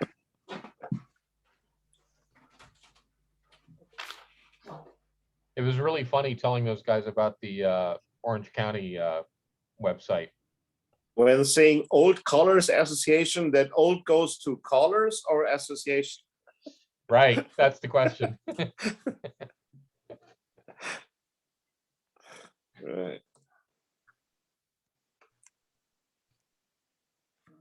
Hannah, shocked. We're just talking nonsense here, right? I just grabbed my Somewhere Over the Rainbow to look at it. It was like, no wonder I had trouble with this. This is one of the first calls that I did. Yeah. What's the figure on it? It's not the singing call a young caller should do as a first singing call. No, it's one. Well, at least not the choreography. I worked on it and worked on it. It's like what a new caller also never should do is the choreography of grand recordings. Okay. Why? I don't have that one, so that's okay. But this one, it was like a tongue twister. I think eventually I went and put a new figure in. Grand records, they had very nice choreography, but all of it, even though it might just be basic, is very difficult to dance and to call. Yeah, it was a special. I think Running Bear was one, all right? Which had a special. Yes, yeah. I've heard that one. Actually, somebody said that it was almost like an examination for new callers, if you could do that one. And for dancers. And dancers. They used to have a dangle. If you were able to dance the Running Bear for the first time and did it without an error, you get a Running Bear dangle. Okay. But you cannot practice it. The only thing today you must learn is the call divide, which is nothing but a separate in anything, but it is called as a divide. And one thing is difficult because he's saying the sides, and he's meaning those who are standing on the side position. But that's not really difficult. No, but for the dancers, it's difficult. I never found that difficult. I don't know why. Like, you're a caller. No. Even before that, I never really found that. What did you have? You had Running Bear was a 4-figure call, the original one, wasn't it? Yeah. Didn't have an opener. Yeah. So that was 4 ladies chain them back. Yeah. A roll away or a half sachet, depending on who was calling. Heads forward and back. That was the break. Star through, and then you had outsides divide. The dive through. Yeah, outsides dive through, pass through, do-si-do, same force, circle half, then dive through, square through, and then that would have the heads in the middle and sides on the outside, the original heads on the outside in the side position. Sides divide and star through. Now that's just separate and star through. Do-si-do, circle halfway, dive through, box net, pull by, swing. Alaman left and promenade. Yeah. So which is pretty straightforward, really. It's just because it was a nuance of the circle half, dive through, square through, sides divide. That was where it caught a lot of people because you're not doing it from your standard position. You're doing it one couple's half sashayed, one couple's not half sashayed, and everybody wanted to fix it. And I know it was weird. The first time I heard nice dancers. They're trying to help the caller. He made a mistake. We're going to fix it. No, I'm just remembering because the first time I heard that song, I hadn't started calling yet, and I was dancing at a big dance in, I think it was Frankfurt. Yeah, Frankfurt am Main. I was with the Karlsruhe cut-ups, and it was a big dance that they had there. And I noticed like they had a big thing. You're going to get the badge for this. Yeah. And it was noted, and it was actually pointed out to me by Jürgen Kuhl, that if you look around, you'll see most German dancers have this badge. Most American dancers don't have this badge, unless they've been dancing in Germany for a while. I'm not saying that to be insulting, but it was actually a fact, because it was just the way you could start seeing that division. This is back in the 80s, 1981. You could start seeing that division in the dancers, that a lot of American servicemen and Canadian servicemen, for that matter, that came over to Germany and were square dancing, were bringing a lot of that. Oh, we're not used to this. This is the definition, so we dance it, as opposed to this is the way we set it up and this is the way we dance it. Everything else is extended or novelty. It's just, you didn't care where you were. You danced the dance. The boys' part was the boys' part. The girls' part was the girls' part, but that only applied to half a dozen movements. Everything else is just standard position. You know, an ocean wave's an ocean wave. A recycle is ends and centers. That's the way you learned. You didn't learn boys and girls. You know, it was, you know, other than star through or courtesy turn or slide through, and that everything else was just dancing. And that's where the division was between the dancers. So I found that interesting. At that time, the toughest thing was timing kangaroo down sport. If you did not dance it, but hop it. And then there was the dance in Baden-Solingen, which was on the ice. The penguin dance. A friend of mine, Andy Himberg Larson, was the caller there. And that was hosted every year, but they had the big skating rink. Half of it was on a covered floor on the skating rink. The other half was on ice. It was, I tell you, there was probably a lot of bruised backsides coming out of those dances. I called once for a group who was dancing on ice. It was one square, and the other time we had two squares. And boy, you had to change your choreo. They did it in half time. Yeah, there are no walk and dutches and stuff like that. Instead of a do-side-o, they did hidey-hos. Otherwise, it would work, but they were fast as hell. Yeah. I mean, you could almost call like whatever, an 80 or 92 figure within that 64 beat frame. Little tiny tight shuffle steps. So fast. Yeah. I remember one time I got in trouble when it was in the army in Canada or in Germany. We're doing drill practice, so I started using drill movements to call square dance movements with the soldiers on a parade square. Sergeant Major was not too happy with me. It looked good, but oh man, he was not happy with me. Oh well. There was what was the other one? The one dance that I really liked was the Stuttgart Marathon. I don't know if they still do that or not, but it was 10 hours. Yeah. Yeah, it was a 10-hour dance, and you danced 45 minutes of patter. Well, this was the one tip. 45 minutes of patter, a singing call, and then you had a 10-minute break, then 45, and it was just, you know, a 1 hour stop, and you had a 10-minute break between tips. And there was 6 hours of square dancing and 4 hours of round dancing, nonstop. Wasn't that done by the Merry Mixers of Böblingen? Yeah. Yep. I've done it a couple of times. It was 14 hours with the round dancing. I've done it 3 times. Yeah, I heard they lengthened. You only had 5 minutes time break. We had dancing was 55 minutes, and you had 5 minutes. And in those 5 minutes, you either went to the bathroom or changed your shirt.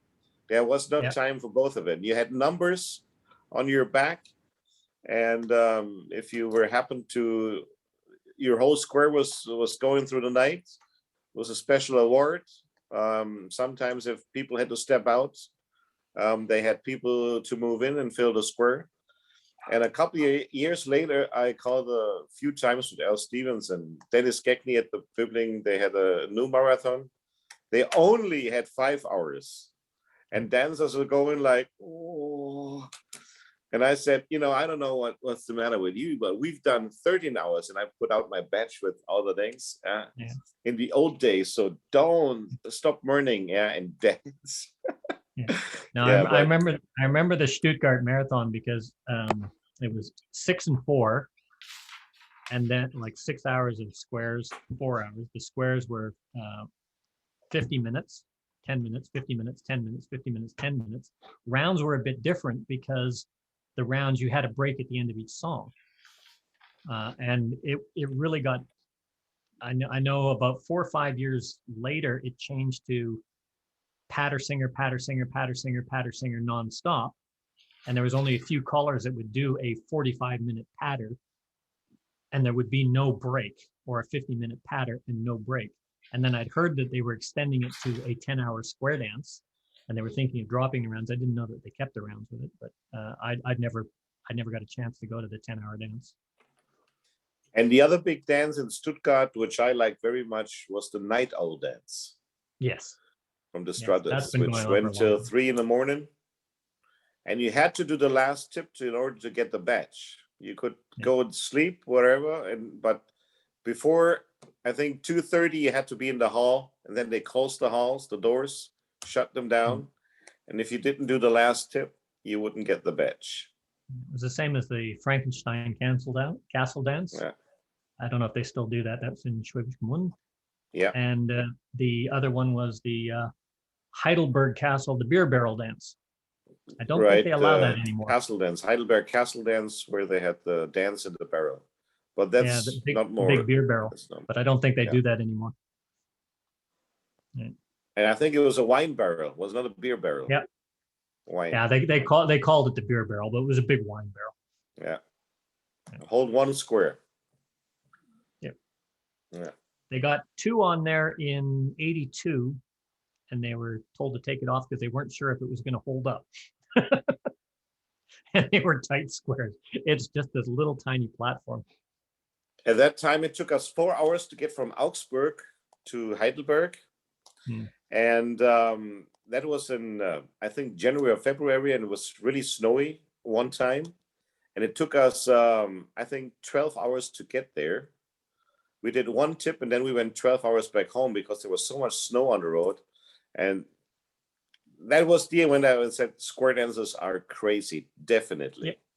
Right. Well, but we used to get in the car. I lived down in Lahr, and it was nothing. Oh, there's a square dance. Oh, where's it at? Oh, Stuttgart. Okay, let's go. You'd finish work or get off work early. You'd go, or if it's on the weekend, that's it. You'd go. I used to go up to Carlsruhe probably twice a week to go dancing. Oh, there's a dance this weekend. Oh, what is it? It's just Saturday. Where is it? Oh, it's in Hamburg. Oh, okay, let's go. That's at the other end of the country. You're going, yeah, okay, we're just going to drive. Well, what time do we have to leave? Well, 2 in the morning. Wow, what time's the dance start? 10. Okay, yeah, let's go. Away we go. Yeah. Yes, we were crazy and stupid then. Now we should stop talking with all those stories from the past. The ladies are looking. Those guys are not 37 anymore. Well, I was doing it where I was getting up at 6 o'clock in the morning so that I could drive all day and then still go to the for an hour and a half of square dancing out of town and then do a workshop in the next morning and drive back again, right? It's like, okay. But I think you have to do it to dance regularly in order to pull those kind of things off. I think one of the best dances I ever went to was in Paris. I was calling in Lahr, and our club got asked. Sorry, this was the second best dance. The club was asked to go and do a dance demonstration and just an open thing in Paris, and it was at one of the French officers' mess functions for the French Army.